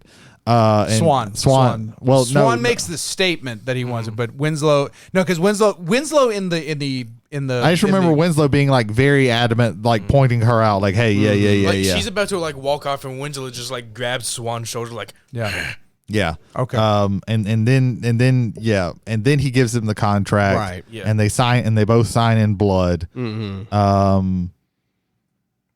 Yeah, I don't remember what the fuck happens next. So because at this point, I fucking think fever at this dream. point, I think the melatonin kicked in, and you were done. So what happens next is, Swan is talking to Winslow, and he says like, we're going to be opening the Paradise in like a week, so I need you to rewrite the cantata for Phoenix the whole for cantata without sleeping. Yes. So he feeds him drugs throughout the whole time. Yeah. While that's happening, though, Swan is hosting another audition in his private room. Okay, we got to talk about his private fucking room. Which is just a big black room with a giant ass table in the shape of a gold record. Yeah, Which and he sits in and the he middle sits in of. the center. There is no way to get outside of this fucking table without crawling under it or crawling over it. I believe that he has his own like personal elevator shaft. Yeah, that's what that like we brings it- posited that he just sits in a chair and then it raises him up into the thing. That's the only thing that I can understand, because Swan, I cannot imagine this man crawling over this record. Also, I want to point out, we're not actually sure of the dimensions of this room because the only lighting in the room is on the table and where the people are performing. This could have happened at like the Meadowlands Not Stadium. even necessarily when the people start performing and then the light comes on them and then it goes off and then like nothing could exist outside of the light basically in this room. Like So- this room might not even exist. Right before we get to that, I did skip over something. Oh, okay. Winslow's My bad. No, because no. It's my own this fault. This is such an easy movie to follow. Yeah. This linear story. we get another very long song by the Phantom, which is when his voice is picked, sounds like Paul Williams for some reason. That's when he sings his like super like montage. The montage. Yeah, we get a fucking montage. halfway through the movie. Halfway through the movie. You don't Halfway is strong. You don't even get the montage at the end. You Right. there's enough weird shit going on in the first half. We can montage So- it. mid-movie montage. So the song he's singing and he's recording is the song that all the auditioners are using, just like in before. And we get different kinds of groups and different kinds of music. There's a group that's like a hippie group that sounds like Hair. There's a Motown group. There's a cowboy. Yeah. Where Swan goes pretty but no, and then we get Beef. Played by character actor Garrett Graham. And I want to stress something here. This is 1974 production in 1973. Meatloaf and Bat Out of Hell don't exist for another 5 years. So, Meatloaf exists rather the next year in Rocky Horror, both in the Rocky Horror Show and that was done in America and Rocky Horror Picture Show. Also, the early 70s glam rock scene was primarily in the British area. Beef is 100% glam rock. Yeah. He's got glitter everywhere. He's got a very specific kind of Curly personality. blonde hair. Very tall. I will lightly break open the glass on this one. This is one of the most audacious gay caricatures Yes. I have seen in a while, which maybe for this era and time period, I don't say makes sense, but if you're going to see that on the screen, that's how it's going to be portrayed. Right. Yeah. I'm not saying this is a good thing, Right. but that is what you have in this movie. Well, it reminds me of there's a movie that was made before it, like a year before it, called Norman Is That You, which is a movie with Red Fox where his son plays a gay character and his roommate and things like that, and they're also interracial, very flamboyant, which is like it's not necessarily a good thing, like you said, but it's just part of the it's part of the movie. So we get Beef. Yeah, and it's not that he's necessarily gay, because I don't think there's anything that he does that's like that, but it's just he's gay coded mostly. Is what it is. I think that's actually a better word to put it. He's very flamboyant. He's very flamboyant. He's got a super heavy lisp. Very ostentatiously dressed all the time. So yeah, and some of his mannerisms are also. We should talk about the media presentation scene of Beef because it has something that had to be done in order to make this movie legal. So in the movie's canon, the label that Swan owns is called Death Records. Which is the icon that we see at the opening of the movie, and then on the actual albums and things like that up until this press conference, and even on this press conference in a different way, is like what looks like an upside down dead pigeon or something. Dead bird. It's just a shadow though. It's like white and black, a negative kind of look or whatever. The original icon looked way too close to a Led Zeppelin album. Well, and also specifically, it was called Swan Song Productions, Right. Which was very close to, I think, either Led Zeppelins. I've turned into someone who can't say Z's anymore. What the fuck? Led Zeppelin's production company's name. So it's like, hey man, it's Right. a little close. So yeah, they had to. They had to superimpose the thing, and it's so obvious It a is very superimposition obvious. that I think someone gets close to it and their hand like Goes passes through it, the yeah. like passes under the imposition. Like, oh my god. Yeah, seeing something overimposed in a 74 movie is definitely obvious. Yeah. Okay. Again, just to go ahead. It was Swan Song Enterprises in the film. Led Zeppelin's record label is Swan Song Records. So yeah, it was close enough where they had to make. They just changed it to the death label to make it easier. Yeah. And the icon of the bird or whatnot.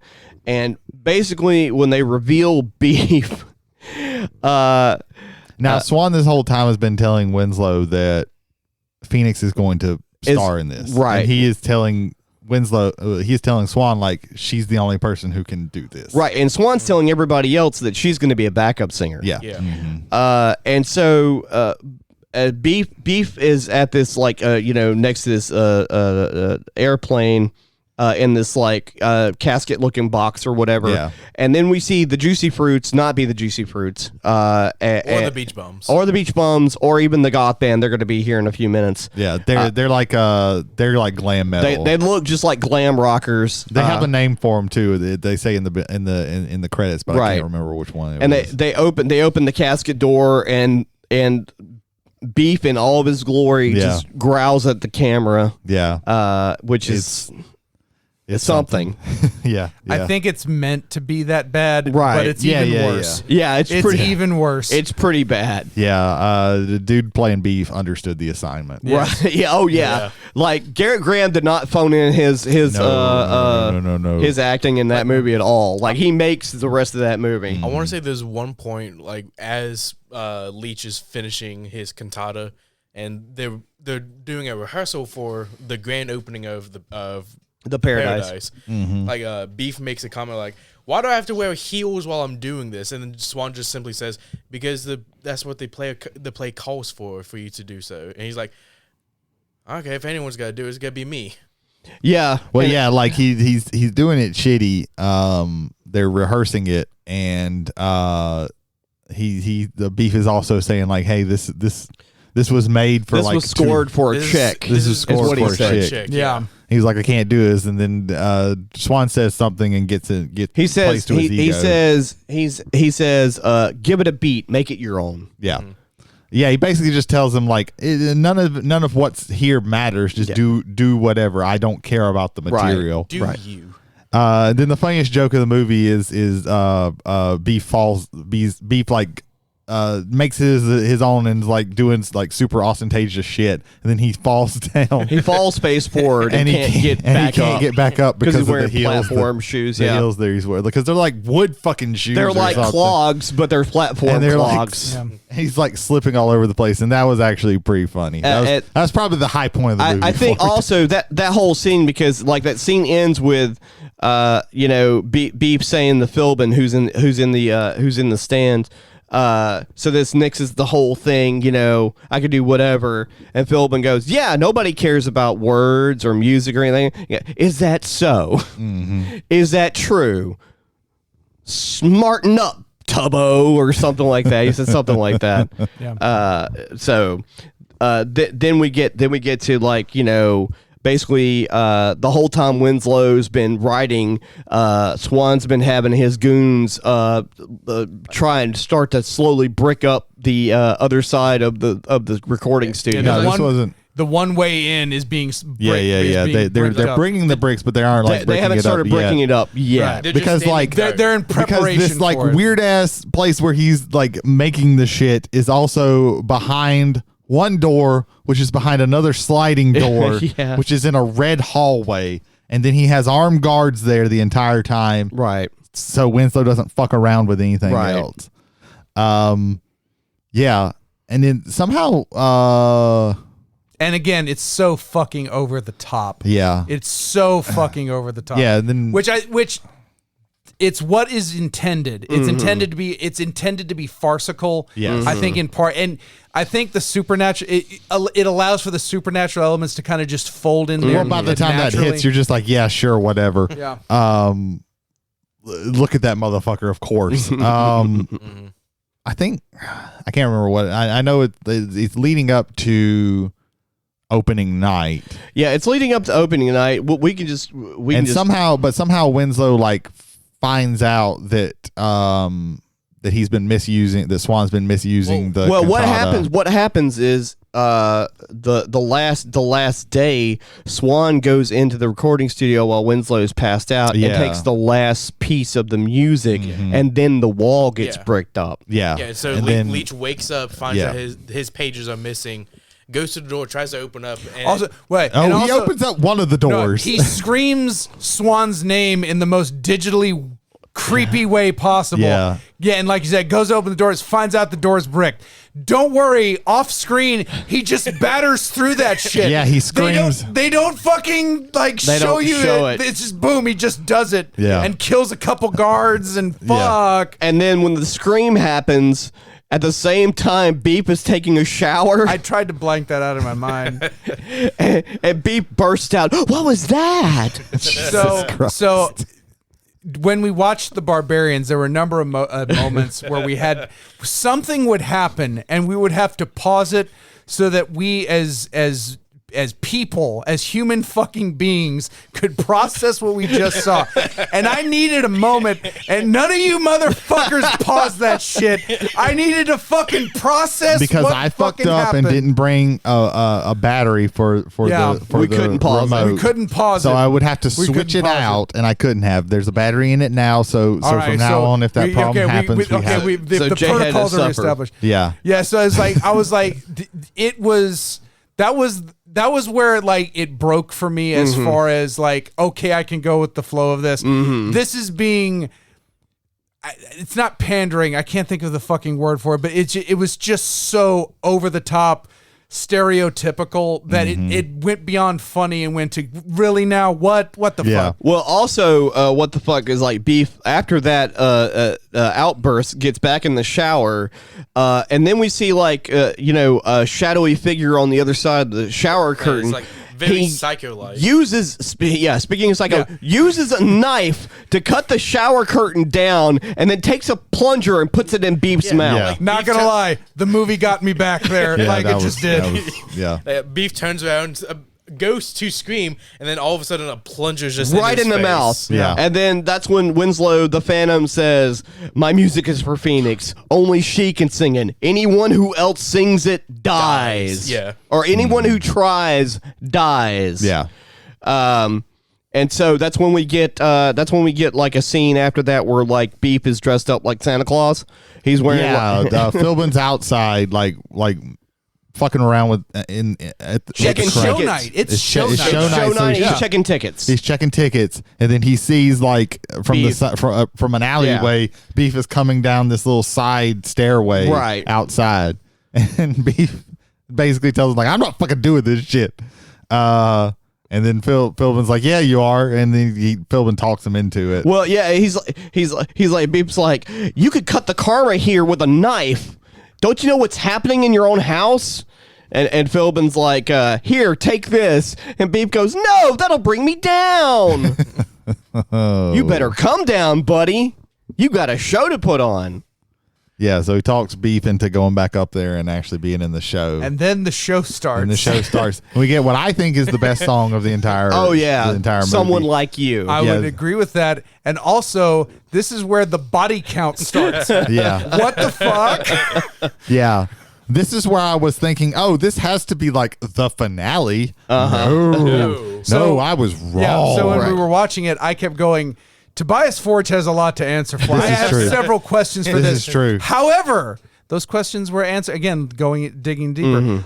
So the Juicy Fruits / Beach Bums / whatever the fuck they were called, they come out dressed as what I can only say is like the three botched clones of The Cure. Yeah. Robert Smith. That's all I They're can say right there. very goth in 1974. Well, it's even it's super goth because they were made up to be Caesar from the Cabinet of Dr. Caligari. So yeah, that's why I was like, okay, so Tobias doesn't have anything to answer for now. It's just the director of the original Cabinet of Dr. Caligari. Right. Inspiring that. Yeah, Tobias has something else to answer for later in the movie. We'll get to that. We'll get to that. But yeah, this is probably thematically and everything, the best performance in the whole movie. Now they're doing like this Dr. Frankenstein thing. Right. This is what the play / cantata / opera / whatever the fuck this is. Right. They're as they're singing, like they're quote unquote like chopping up audience members, which are plants. It looks like obviously sometimes it does and sometimes it doesn't. Like the guy with the torso looks like he didn't see that shit coming. They just randomly start murdering people in the crowd. Right. In my head canon, no, they literally just start killing people, and everyone's like, "Oh, this is the best thing ever." Wait, we have it. Wait, get that man a microphone. Get that man a microphone. Jason Holder, special report from Whiskey and Wrestling. So question from the audience here, right? Because maybe I looked at this scene wrong because I watched it with these guys. Yes. I was reading that more as, and maybe it's just the fact of how bad the special effects were. They were dismembering mannequins and that kind of stuff. And it was part of the show, as opposed to. I always thought it was part of the show. I didn't think it was they were actually killing. There's people. only one part of that doesn't seem like it's part of the show, and that's again the torso guy, because he looks like he's being mutilated, and his facial expression. For me, the way they did the cuts, they were always cutting from someone live to where they get murdered. And it was too abrupt for me, not in my brain, to go, they're just murdering people and it's just part of the show. I thought it was just like is because the arms and the arms and shit that they were like cutting off looked really, really fake. So I was just like, this is just part of the show. It could have been either way, really. The reason why I think I buy into that, what mine so much, is the surreality of everything. Like, it's very surreal. The whole movie is surreal. You have legitimate deals with the devil in this movie. You have like weird Darth Vader-esque synthesizer fucking voiced people in this thing. It's so weird that, like, yes, this reality allows for him in the paradise to just murder people and nobody's the wiser. So they just aren't. They use the body parts of the audience members to basically like make beef, for the production. He comes out as like a Frankenstein. Right. He goes, life at last. And Phoenix is in the back. She's the background singer who's like a nurse putting together the stuff. That he has a song which I immediately forgot. I just know he did a song, like it doesn't. Right. And but the thing about this is now the Phantom is out. Right. So he gets this. So as the song is finishing, Jesus Christ, he takes a neon sign. He takes a neon make him lightning bolt sign. Oh yeah. and cuts it to where it's going to, and then kind of swings like it down at him. Yeah, he like zip lines it down to him somehow, and it hits Beef and electrocutes him. And what the fuck was this? Like, it's like it was a shutter trick. Yeah, like instead of I legitimately thought like this movie was made for like $5 fucking because like instead of a I think it was just Brian DePalma calling in favors. I need a new poster of this movie, and I need on one of the review taglines, "This movie was made for $5 fucking Brady Davis." Now, I think I know how they strobe light. It was a strobe light. Yeah, it was just like this strobe light effect. Like, don't watch this if you're epileptic because you're gonna fucking die. Or if you want to be able to go out quick, watch this if you're epileptic. I mean, who am I to tell you how to live your life? I thought they legitimately cut out like frames from the film stock. Like it did look like a shutter stop. It could have been shutter stop with strobe. Like I don't know. It was a shit. Like it looks so fucking bad. It did look really bad. It's probably one of the worst things they did in the movie. But so not only is real quick, in honor of this scene, while playing Tears of the Kingdom, I threw an electro spear at a bokoblin to produce the same effect. Okay, sorry, I had to get that out. So Beef is now electrocuted and on fire. He is burning. in a pile. And the audience are loving it. Yeah, they're just like, this is fucking cool. It's another reason why I think the murders were real, because like, what the fuck is going on with this? All right, another special report from Jason Holder. So I just looked it up because I was curious about that Yeah. part, right? It is part of the show. Okay. Okay. They are, quote unquote, cutting people up. Okay. And then, because I thought I remembered this, but I couldn't remember, right? Mm-hmm. They were then taking those parts and throwing them in a vat Okay. that they then stitched together Okay. to make beef Frankenstein guy. Yeah. Okay. So, yeah. Yeah. So the problems, answer solved. There you go. You saved us an email From Jason Jody, Holder. strangely enough. Who knew? I was going to look that up. Yeah. You said it, not me.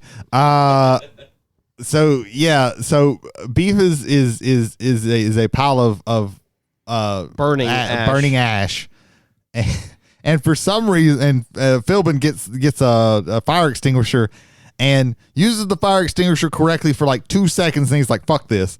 And tells Phoenix, you have to get out there and continue To calm them down. to calm them down. Yeah. Now, does she like sing the next song of the thing? Does she continue? No, she just gets out there and sings a fucking song. She just walks out there, sings a fucking song. Apparently this was part of the show. I don't fucking know.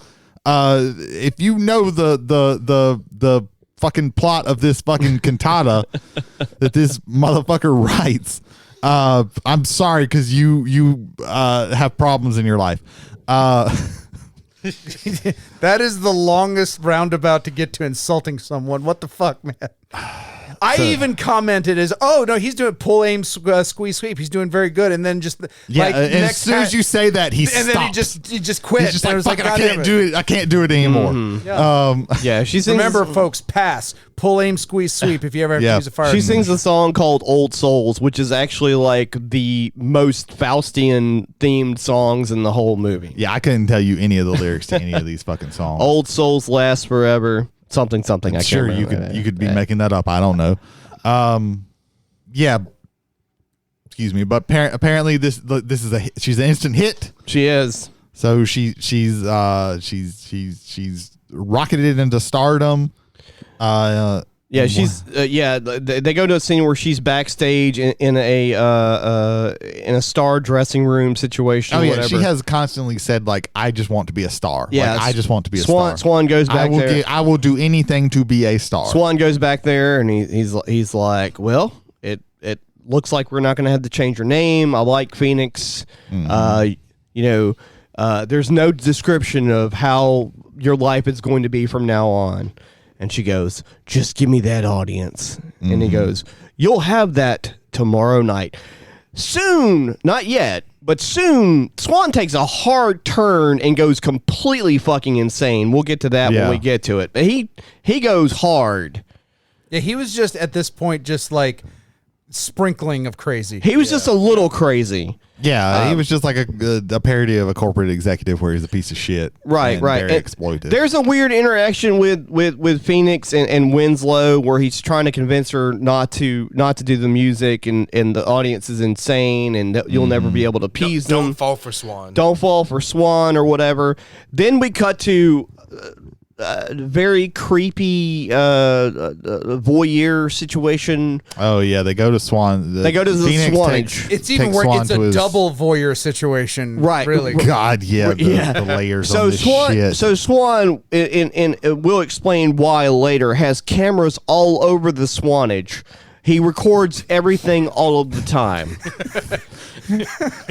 So Jody just dropped a name that was not explained.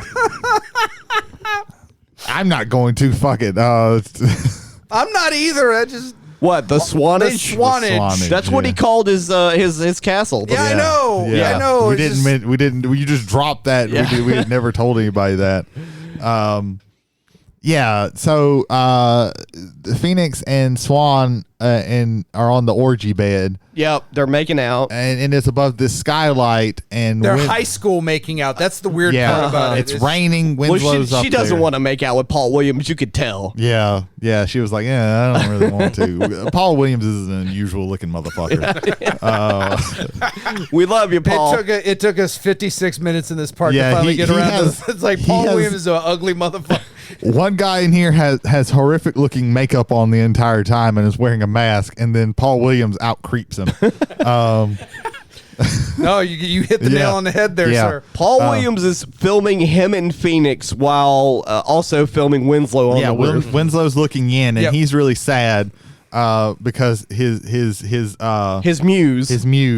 his bae is giving herself over to Swan, and then Swan's watching this, Right. And God, it's like 8 It's levels. really creepy. weird. Let me crystallize this for the audience. Winslow is looking at them. I can't even. And Swan is looking at Winslow on a monitor. Looking at them. Yeah. While Old Souls plays in the background, the song she sung 10 I minutes didn't even prior. notice that. Yes, I did. Yeah. Phoenix is not aware of any of this. No. She is. I think she's supposed to be like out of it pretty much. I think he's got her coked up. Well, that and also she's on the footstep of having everything she ever wanted. Yeah. Yeah, she doesn't give a shit. She's just giving herself over to this. So Winslow's a little sad boy, and he takes out a knife and he stabs himself in the heart. While also jumping off of the roof. Yeah. Does he jump off the roof too? No. Yes. No. He falls off the roof, and his cape is spread out like wings, Oh, I missed that part. like a bird. I'll take your word for it. I'm not watching this movie again, so you can tell me whatever happened. Brady, you had a lot to process. And again, that was just like I said, everything in this movie, when it does happen, comes at you so fast. You have to be ready for it. And if you're not, Swan? I missed the swanage. Swan. When he just said that was the first I think ever I fucking heard that that. being called that and just like wiped that from my memory. We got Paul Williams takes a good amount of like lovemaking time out of his night to go outside in the rain with his umbrella to pull the knife out of Winslow. Yeah.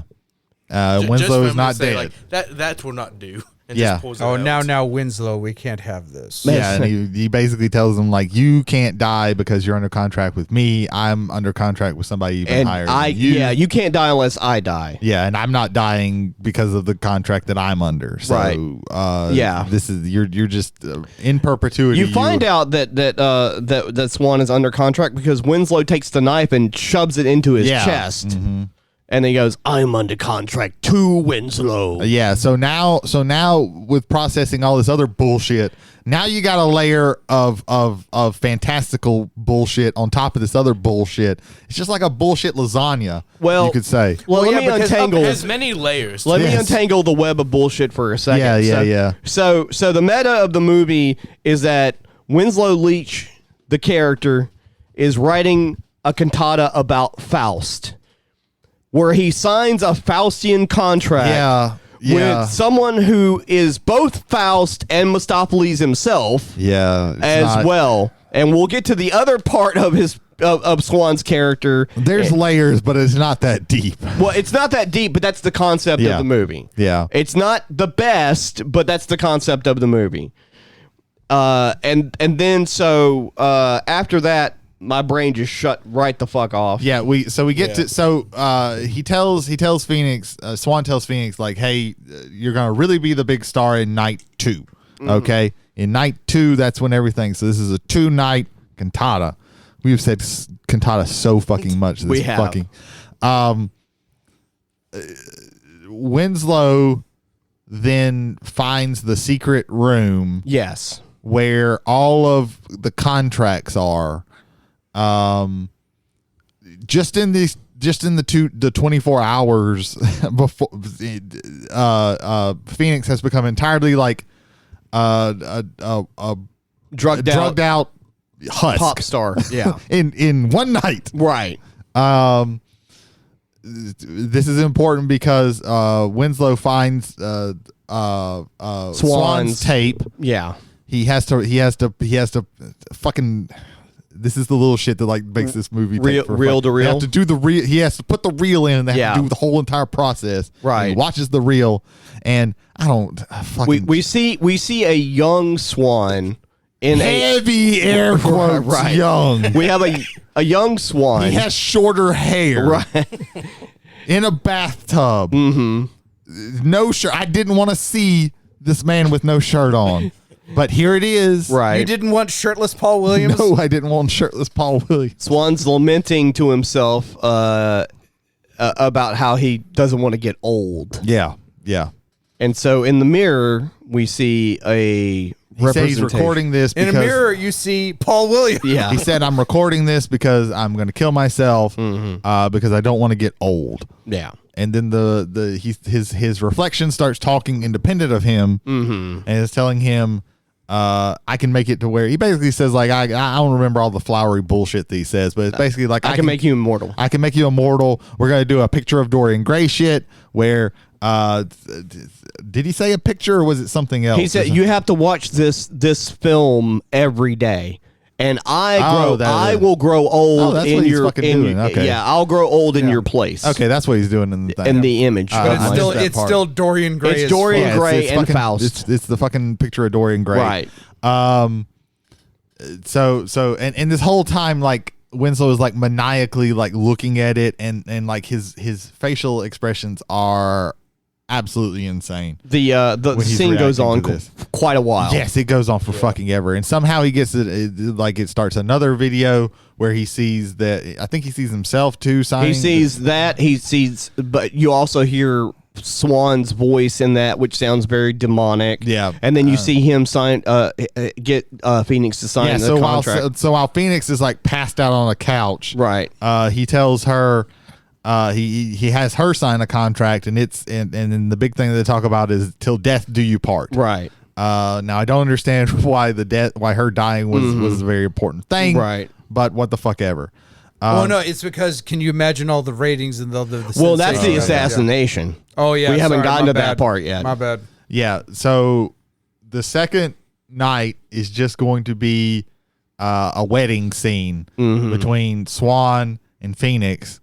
And then there's going to be a sniper who shoots him with a submachine gun with a barrel. Yeah. He gets Tony Iommi to set up the sniper. Yeah. Before he Winslow goes crazy and wrecks the fucking thing and burns all. He does of the burn the tapes. film. But specifically the video that he's got to watch to stay young. Yeah, Right. All the videotape, all the videotapes and all the contracts he burns. That's right before that happens. You see him talking to Philbin, who's dressed up like a priest. We'll get to that in 1 second. Where he goes, and when we say I do, that's when I'm going to have the sniper shoot Phoenix. And Philbin goes, "You're going to kill her?" He goes, "Yes, an assassination on live television. Think of the ratings." Yeah. It's like this. At this point, Swan has gone completely insane. No, Yeah. I think it's the line "and until death do you part" because she doesn't even get a chance to say the Right, words. right, And so right, it's, and that's the reason why the stress "until death do we part." With Yeah. it. And then they dress Philbin up as Papa Emeritus. And now, Tobias Forge, you have some questions to answer. God damn it! I think he was more on the Papa Nil. Papa Nil side. Yeah, that's Papa fair. Nil. That's fair. Papa Nil. Yeah. But Yeah. yeah. So Swan's wearing a mask for some reason. Swan's wearing a mask. He comes out from under the stage. There's this big. So apparently, like night 2 of this was just this one fucking scene because that's all we fucking see of this. All these dancers are dressed up like birds. Yeah, and Phoenix is there. She's the bride. She's looking very haggard. And then we keep cutting to the sniper guy. He has to open up his case, take out his little submachine gun, and like twist on the barrel and do all this. At this and all point- this time, At this point, I need to bring this up. The pacing, that part of the scene, the pacing for that was ripped off specifically for the movie Star Trek VI: The Undiscovered Country. There's a sniper in a Star Trek movie. I know there's a sniper scene where dude's going to shoot the president of the Federation, and it literally shows you the guy setting up everything to snipe the president, and it was almost exactly like Yeah. it. I mean, it was so fucking weird for me to watch that. That's a really weird old trope. Was Undiscovered Country, was that the one with the whales or not? That's I can't- 4. 4 is the whales. Undiscovered Country Four is is God. 4 is Star Trek 4: The Voyage Home. Yeah, Okay, Undiscovered sure. Country is God, right? It's 5. Yeah. Yeah. No. That's that's Star I Trek just- 5. The Final Frontier. Final Frontier. Yeah. Yeah, I just know fucking. So while this wedding's about to happen, that now the films are starting to melt because Yeah. he started a fire in the film room. So the Dorian Gray film is starting to melt. Yeah. Yeah. Winslow, they keep going. They cut back and forth. It's very chaotic with the wedding. It's very Brian dePalma editing. Yeah. And Winslow running to stop the sniper. Stop the sniper. And he does stop the sniper, and it ends up shooting Philbin Philbin. in the face. Yeah, Philbin right in the head. Yeah. And that causes a Panic. huge commotion and a panic. I think Winslow does he have to file some dudes or something? I can't remember. Winslow comes in on a wire like Errol Flynn and takes the yeah. mask off of Paul Williams' Yeah, yeah, face, and his face is melting. Yeah. Yeah. And then he starts trying to choke Jessica Harper. Yeah, because he's still about the to death to do his part. Wait, so he's like, your voice, remember? You told me you would give me your voice. yeah. And he starts choking her, and then that's when Winslow takes one of the hats off of one of the Swan dancers and starts stabbing Swan in the chest with it, and then the audience starts jumping in and doing the same thing. Oh yeah. They take one weird dude takes the thing and then starts stabbing him. Iggy and then Pop. Yeah, the guy dude that who looked looks- like Iggy Pop. Dude Yeah. who looks like a store brand Iggy Pop. Very store brand. Kmart Iggy Pop. And then I Iggy Pop think before he gives it- nearly bled to death. he Yes. gives it to somebody else, and then Right. they all take turns start stabbing him. Right. And then he realizes that Swan's dying, so he's also Yeah, dying. he starts, his 'cause wound opens up, the wound and opens he back starts up. dying. And then his mask comes off. Yeah, and you see his horrifically burned face. Yeah, and then Phoenix realizes She snaps out of it. Yeah, and she feels sad. Yeah, it feel like Phoenix realizes it's Winslow. It's Like, Winslow. he was the kind man who tried to warn her, and like Yeah. And another thing, it's like, if you want to get real deep, I know we don't want to, but no, fuck, man. Yeah, let's get no. real Let's people. let's Phantom go of the let's go to the Paradise. 10-foot end of the pool here. Let's fucking do it. This is satire. That's the depth. What? No. Really? Go, Brady. Release. On, Fire all guns. on how bloodthirsty the audience is in this movie. Yeah. And as you know, both Swan and Winslow lay dying, and Jessica Harper as Phoenix. Well, they carry Swan off. They like- do, but it's more of a like, you know, they're so excitable, and death doesn't matter as long as they're being entertained. They don't care about Yeah. anything. It's And very Roman Coliseum. they're very they're very hysterical. They're very they're driven mad by entertainment and excitement. And the movie ends with them dancing around while everybody dies. The end. Phantom of the and Paradise. Phoenix is like really. Like, at the very least, Rocky Horror had the decency of having one more scene with the narrator just to kind of sew everything up. Yeah. Swan's really sad. Winslow dies. Everybody. Swan's dead. Phoenix Winslow's is dead. dead. Phoenix is Phoenix sad. is sad. R.I.P. Philbin. Yeah. Phoenix is the only one that Sorry, lives. bye, Papa Nil. Right. Oh, he's dead in the canon too. And then, Oh, yeah, there you go. well, much like Rocky Horror, we get like a song during the title cut. Yeah. Where it's called For the Hell of It, and it's like an upbeat number. It's like, you know, good for nothing, back in bed, something, and you're better off dead, goodbye. And then you get like all you could the, have lied. I don't know. you get like it's- callbacks from all the sequences of like, you know, the Phantom. Whenever I try recording. and think of any of these songs, it's just like static. Like I don't. I get nothing from these. I get like nothing. Like Right. it's just nothing. Like it's Right. Yeah, that's That's Phantom of the Paradise. Phantom of the fucking I had Paradise. People, another are you note. It was a happy? movie. I had another note, Okay. and specifically is about the hell of it. And I'm trying to find this note now because it is very important. Jay, you may have to cut this part. Wait, no, I found it. We're coming back, and we're here. Never mind. Williams Censored. song. We'll cut that part out. There we go. Williams performed the song "The Hell of It" on a 1977 episode of the Brady Bunch Hour. Oh my Sure. God. Hang on. And also performed it on The Hardy Boys and Nancy Drew Meet Dracula the same year.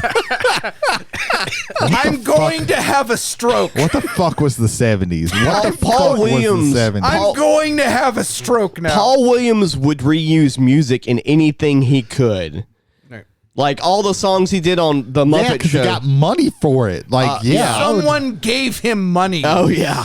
Oh yeah. He did not do this for free. Oh no. I Oh, feel no. like this was Paul Williams just like conning Brian DePalma into He got 2 paychecks, one for acting and one for writing Yeah. music. Yeah. So, and the soundtrack money, if there was any Hey. soundtrack money, because there was a soundtrack. There Gets is to one. join I have- SAG too. Like, I damn. have a few other notes, and I guess we'll go into our Yeah, general yeah, feelings sure, after. sure. Okay, so a novelization of this film was written by Bjarne Rostang. Why?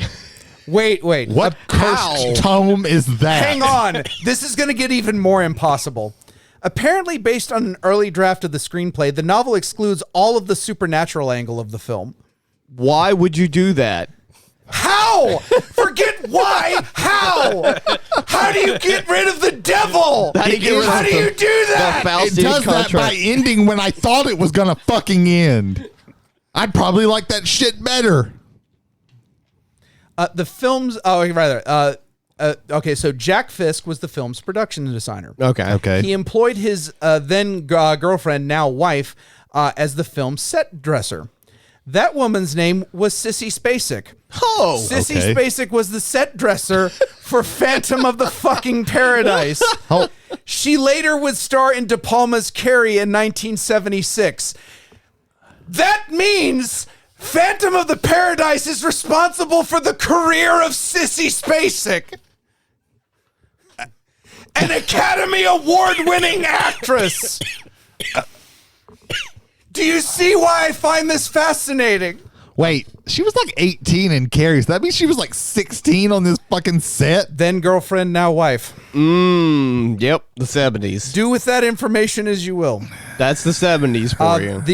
The theater scenes. One of the reasons why this works is the theater scenes. The exteriors were done in New York City at the City Center. The interiors were done at the Majestic in Dallas. Okay.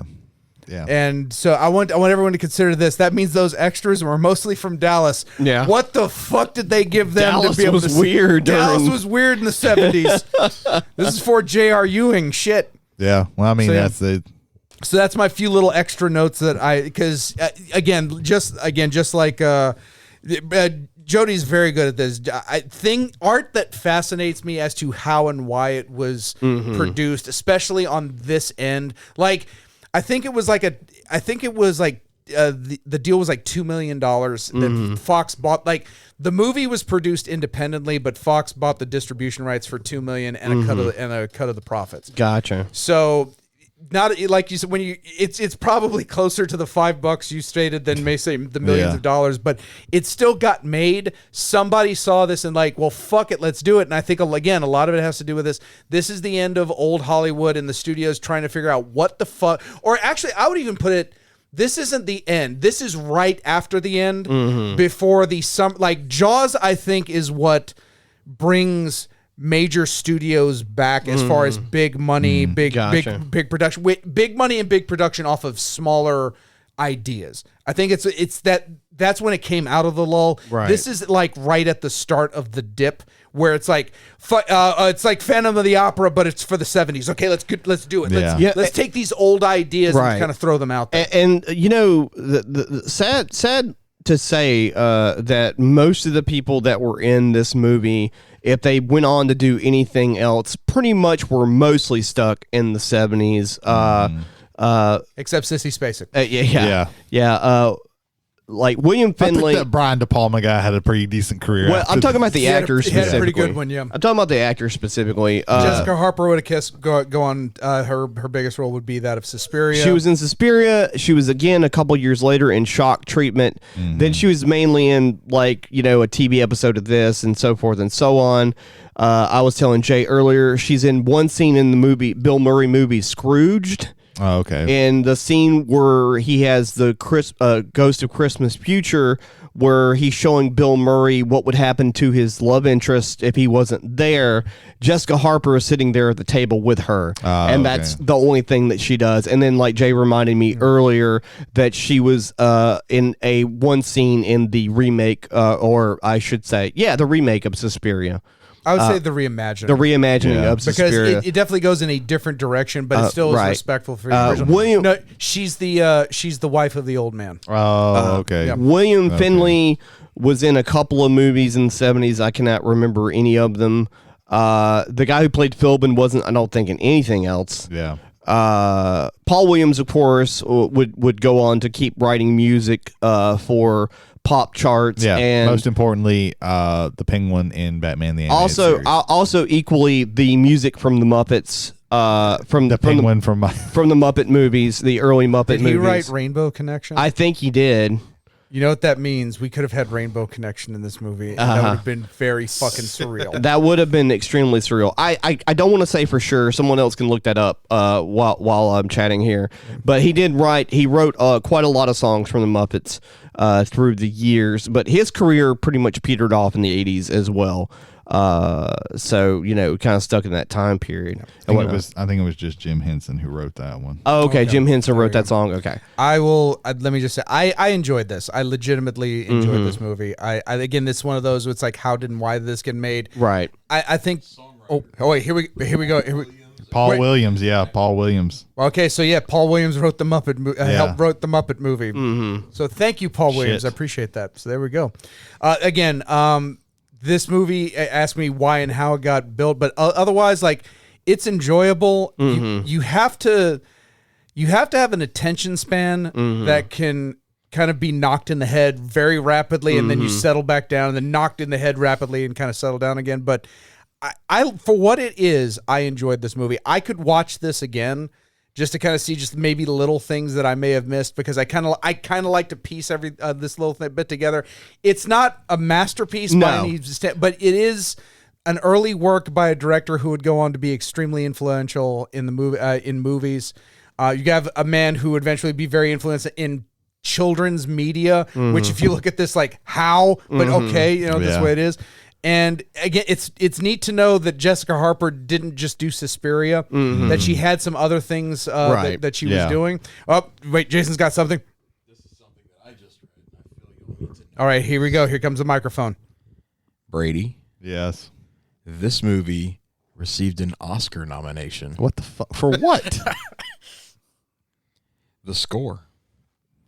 Yeah, I can see that. So Oscar-nominated Phantom of the Paradise.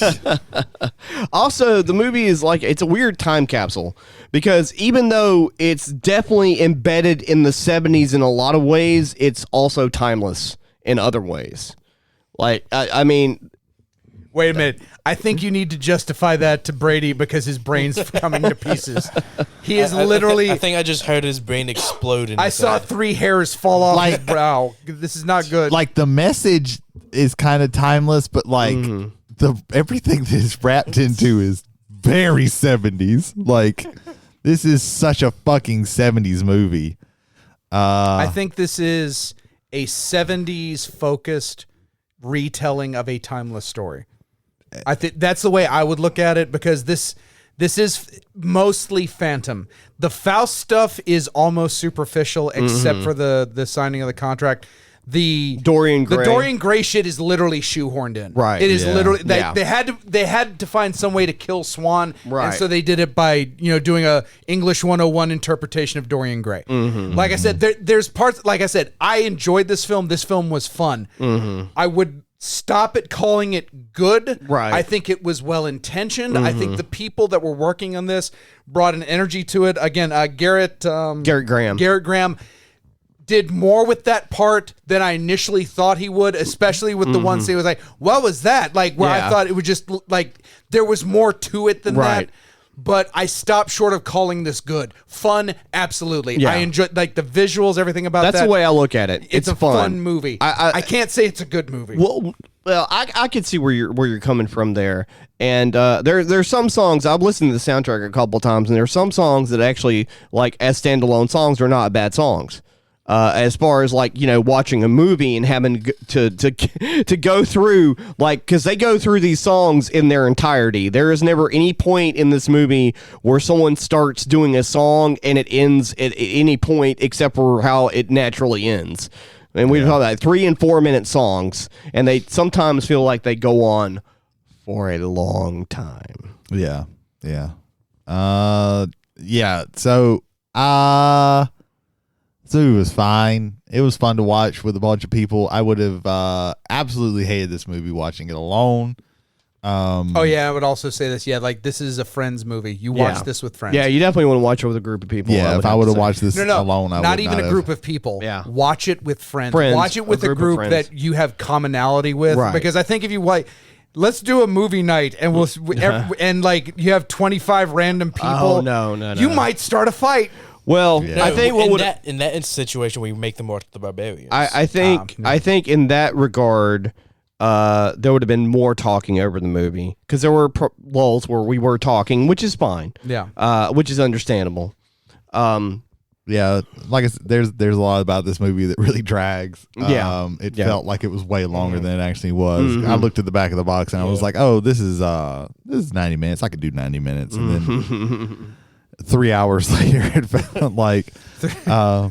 He watched a 90-minute movie in 3 hours. Yeah. Like that's how it felt for him. And we never paused it, so it's Never crazy. paused it. Right. Not even when we needed to. Yeah. Break the laws Desperately needed to. broke the laws of time. Yeah. Ethan, the quiet man. What did you think? Yeah, That's a big deep breath you're doing there. That was an exhale too. Holy shit. Okay. Yeah. Go ahead. it was man. a movie. It was a movie. It was. TLDR. It was a movie. I get you. There were definitely like moments when, and I can agree with Brady. Like everything started to like drag out like way too long during like all the musical parts of it. The opening scene where we were first introduced with Leech, where he's on the piano and the camera's just like spinning around him. That goes on for far too long. But Yeah. it kind of sets. Yeah, establishing that the character that wrote the music, that's quote unquote writing a masterpiece, and he's singing out of key for what seems to go on for minutes is God. not the best. I get the reasoning. I get the reasoning because nobody in this is a hero. Right. They are. It's a bunch. A lot of it is a bunch of misguided people, Right. thinking that like I'm going to write, the next great opera. I am the greatest musical producer. I'm going to be a superstar. I think there's a lot of that built in there. There as was well. a lot of greed. That's why and a lot of nihilism Right. because it doesn't end up well for any of them. No. Swan again, like we said, Swan's dead. Winslow's dead. Phoenix is heartbroken. And doesn't have her stardom anymore. Yeah. More beef. He just agreed to sing a song. And then tried to get out of it, and then he got threatened having to do it, and then he got photo framed electrocuted. So it's just the way it is. And I had an interesting experience because I've seen this movie quite a few times, and watching it with everybody, and kind of like riding off the energy of everybody, like trying to have fun at a quote unquote bad movie while we're watching it and things like that. After we were done with this, we were all emotionally, mentally like tired. We were supposed to play Age of Sigmar, and only because we need to get more of it played. Because I didn't feel it. Yeah. I didn't feel it at the end of that. I just like, oh my God, I needed an hour to recoup. Yeah, the energy levels were like super low after that. It is a draining movie. Well, I wouldn't say it's a draining movie. From my personal perspective, I think it was like the energy that we put into riffing on it when we riffed on it. And I think part of that's there, but I will say again, you get... If it was like a consistent, here's a plot point, here's a plot point, here's a plot point, but the pacing in this is, here's 5 plot points. Right. Now here's a song going on longer than it needs to. Now here's 5 plot points. How did you... It comes at you so fast. Jason, how did you feel after the movie was over? This was a 91-minute long movie that took 5.5 hours to watch. That's kind of how I felt about it. Yeah. There you go. Good movie, Yeah. though. Yeah, fun with friends. It's Super definitely, fun. if you can, there are Blu-rays of it available on Amazon. This movie definitely falls. Get that man a microphone, goddammit. This movie definitely falls in the Rocky Horror, that genre of terrible movie that's good, like you said, with friends. Watch it, but realize what you're getting into. I wonder if, as a play, without all the weird cutting and the split screening of stuff, if you could perform that on a stage, does it condense like Rocky Horror as a show? To me is better than a movie because it's all condensed in this one area that you're focusing on. If you can get just that one focus, maybe. Right. But then again, the problem is you have stuff like when he goes off to Sing Sing, you literally, in the span of 2 minutes, you go from being thrown out, convicted in a courtroom, jail, making tiddlywinks, getting mad, jumping out of a fucking window, getting tossed out of a truck in a box. Yeah, that's wow. There's so many editing tricks and so many like experimental things done with like just the filmmaking of this movie, and also whether it's good or bad depending on the scene, the charm of the movie. Some of that is also like with the split screen during the beach bum scene. That's a really good scene. So you can't do that in theater in that specific way. So I don't know if it would translate. I was about to say, if I went to a theater of Phantom of the Paradise and I did not see a car blow up with a stick of dynamite, then I would have been highly upset. I think they would have to kind of make it their own thing and do a little bit of a different interpretation of it if they wanted to try and make it into an actual stage production. Because there's some things that translate back and forth, like Who's Afraid of Virginia Woolf works as a movie, it works as a stage play. Rocky Horror works in a different space on stage than it does in the movie because they had to, of course, movies are different in a lot of ways, so they had to do a lot of different things with it. They didn't have this. Most recently, The Whale was actually a stage play. I wouldn't doubt it. That's like a one room thing though. Yeah, bottle movie, bottle room situation there. Well, I think we're pulling into the station here. Yep. We survived the movie. You survived our review of it. Congratulations, everyone. But more importantly, Brady survived it. Yeah, more Did importantly. I? Or am I just changed forever? I don't know. You know, you might Is this just be a shell of a man. Is this just the final hallucinations of your dying brain? It might be. See, what Brady doesn't know is we don't exist. He's just in this empty room. Fearology is a podcast that I host sometimes, usually once a month. Currently, I'm working on recording an episode about Ex Machina and Megan. That movie actually surprised me. I'm calling The Uncanny Valley of the Dolls. Okay. Yeah, one of those movies I like. Have you seen Megan yet? No, and I don't want to. You need to. I'm good. Watch the unrated I don't version. wanna. Okay. Unrated version? On Yeah. Peacock. There's for an free. unrated version of it. It's very gory. Well, not for free. You have to pay The movie $5, movie but- surprised me. It was better than I thought it was going to be, and I went in with like negative expectations. Yeah. I only have so much time. No, I understand. left on this earth. Yes. Fearology is on the same platforms that our show's on. So if you listened to me earlier, there you go, Saga. Tell us about a show, Ethan. Oh, that's me. Okay. Silence Your Cell Phones, hosted by Jared Hubbard and Kevin Shelton. They talk about movies you should and should not be watching. They have a weekly show on YouTube on Wednesdays or whenever they feel like it. Same on listen to them on our platforms as well. AGOS. Our platform. We own Yes, we own Apple. we own Apple. We All own the Google. platforms. We own Spotify. Yeah. Yes, Silence Your Cell Phones. Hey, Jason, tell us about Whiskey and Wrestling. So, Whiskey and Wrestling is a show where me and another friend of ours sit around and actively hate wrestling. Remember when you started and wrestling was good? Yeah. You guys actually talked about NXT. Yeah, but then it started sucking very horribly. Yeah. And so Yeah, we that quit is watching true. that. And And now then it we've was mostly quit watching WWE. Yeah. Yeah. We're down to AEW, and it's not looking good for our boys. Are you at ready the for Whiskey and Are you ready Wrestling for Phil to be podcast. back in 2 weeks? No. No. I'm waiting for you all to just jump the gun and just talk about TNA. It's about to become just the whiskey podcast. Yeah. And it's just going to be us getting drunk and talking about old wrestling that was good. Yeah. Cask aged wrestling reviews. Yeah. Reviews of wonderful pay-per-views of days gone by. I think you need to subscribe to whatever service you need to get Telemundo and start watching CMLL and CMLL and You stopped. Why on triple? See, now I'm curious. Why AAA? Why did you stop? Dude, if Botchamania was a Mexican production, AAA would be the only fucking show they needed. Oh my God, the botches that happen on AAA has been terrible about botches for like their entirety of existing. Maybe, I don't know. Pluto TV has a AAA channel. At any point in any time, go to that channel and watch any year of AAA for like 10 minutes, and you're gonna see like 15 botches. Doesn't matter. Brady review something. Yeah, Brady, give us a podcast. Give us something. Y'all used all the podcasts that I know. Do the McNarb Gaming one then. Yeah, it's, visit McNarb Gaming in Goshen, Mississippi. If you want, they got board games. They got Magic the Gathering. They got some Pokemons.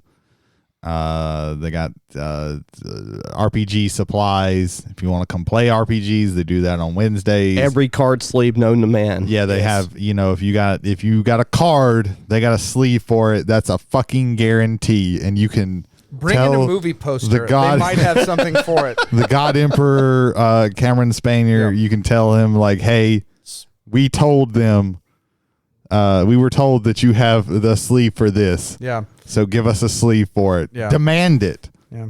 Every time you buy on our recommendation, we have to pay 5 cents more in there. Don't ask how. It was a bad contract. Yeah. We signed it in blood. We have to wait till Cameron dies. Yeah. Jay, tell us about the Completed podcast. The Completed podcast from Team Metamorph. They're basically trials and travails through the world of Magic the Gathering, whether it's on the table or on the road or just in their own heads, along with Christopher Vega, Brandon Scott Tanner. What's the other Brandon on that one? Brandon Smith, and also the God Emperor of Gaming at McNarb Gaming, Mr. Cameron Spanier. Catch that, I think, once a week, every week, I believe, on Fridays. Once a week on Fridays. Yes, on Fridays on all major podcasting avenues that they're available on. Then Outback Steakhouse will never sponsor them, and that's all I'm going to say about that. Tell us about our Twitch friends. Our Twitch friends. First of all, Kevin Gallo, a.k.a. Ronin Roosta on Twitch, and Kevin Gallo on YouTube, bringing you, and they're back. They're actually back. They came back from the hiatus earlier than they were supposed to. They last week, this past Tuesday, just got back on their Cyberpunk Red, nice. About the dark future of Cyberpunk Red, rather. And then next week, if their schedule holds, it's going to be the not so dark future of Pokemon Pokeroll, the unofficial Pokemon RPG. I almost said podcast. My apologies. But yeah, that is Ron and Roosta Tuesdays on Twitch with VODs on Twitch and on YouTube as they come up. Finally, Ape's Place, April. Is it Duggan or Dugan? Because it became Dugan, and then the whole Scottish thing started. It's Duggan. It is Duggan. April Duggan. April, one of our friends of the podcast, plays at Ape's Place over on Twitch. Mostly horror games, but also now Tears of the Kingdom. April, how's that one horror monster in Tears of the Kingdom? You know which one I'm talking about. Answer that on the podcast if you listen to this. We really appreciate it. But yes, that's Ape's Place. Often online with her friend Umbra Voss, who is the wife of Christopher Vega, Miss Savannah Vega. Again, that is pretty much every day except maybe Sundays and when she has to take a day off every so often, but that's usually in the evening. Probably right before we record or right after we record. But yeah, again, that is Ape's Place on Twitch. Next week, to be determined on Travelers on the Omnibus. Yee. All right. All right. Yee. All right. That's the show. It's over. Yeah. It's a good time to. Yeah. Yee. What the fuck is that noise you're making? I don't know. He makes weird fucking noises. You just gotta. Too much Pokemon. I'm just saying yee. He's Are doing you it because he stroking? wants you to fucking give him attention. What's the name of that Pokemon variant you've been playing? A Nuzlocke challenge. Are you stroking? Bless you. Jesus Christ. Censored. Jay, cut that joke because it was like it didn't go well. Which one? It's all been a lead That's balloon. the whole episode. Shit. It's a whole lead balloon. I mean, if you got to, you got We to. could do it like a weird avant-garde, like under 2-hour episode of just censored for 2 hours. It'd be Yeah. like Wacky Deli. And it'd be like the greatest or like episode that ever. one time where Rhett and Link on Good Mythical Morning did thank you for 2 hours over and over Like, again just when they hit saying their thank 1000th you? episode. Just saying thank you. Just saying thank you for like 2 hours or an hour. There's a infamous anime, I can't remember the name of it, that has a series of episodes because it's about like time loops and shit like that, where it's literally like 8 episodes of the exact same episode over and over. Wow. Oh, that's creepy. Like, I think conceptually, they call it the infamous 8. I can't remember. conceptually, I like that idea. Yeah, but if I In was watching that, practice, if I was sitting watching down, that I would weekly, get I would. frustrated as fuck. I would There is an anime called RE0 where this guy keeps dying, but he keeps like All right, we need to get done with this. 'Cause I gotta fucking go home. Jesus fucking Christ! Who are This you? is never going to end. What's your name? That's not my job to do this. I'm not hosting. I refuse. I've been Jody Kite. I've been Ethan Skinner. I'm James McCarthy. I'm Brady Davis. All right. Thank you for stopping by, folks, and enjoying the Be ride. more nerd. Ye- Bye-bye.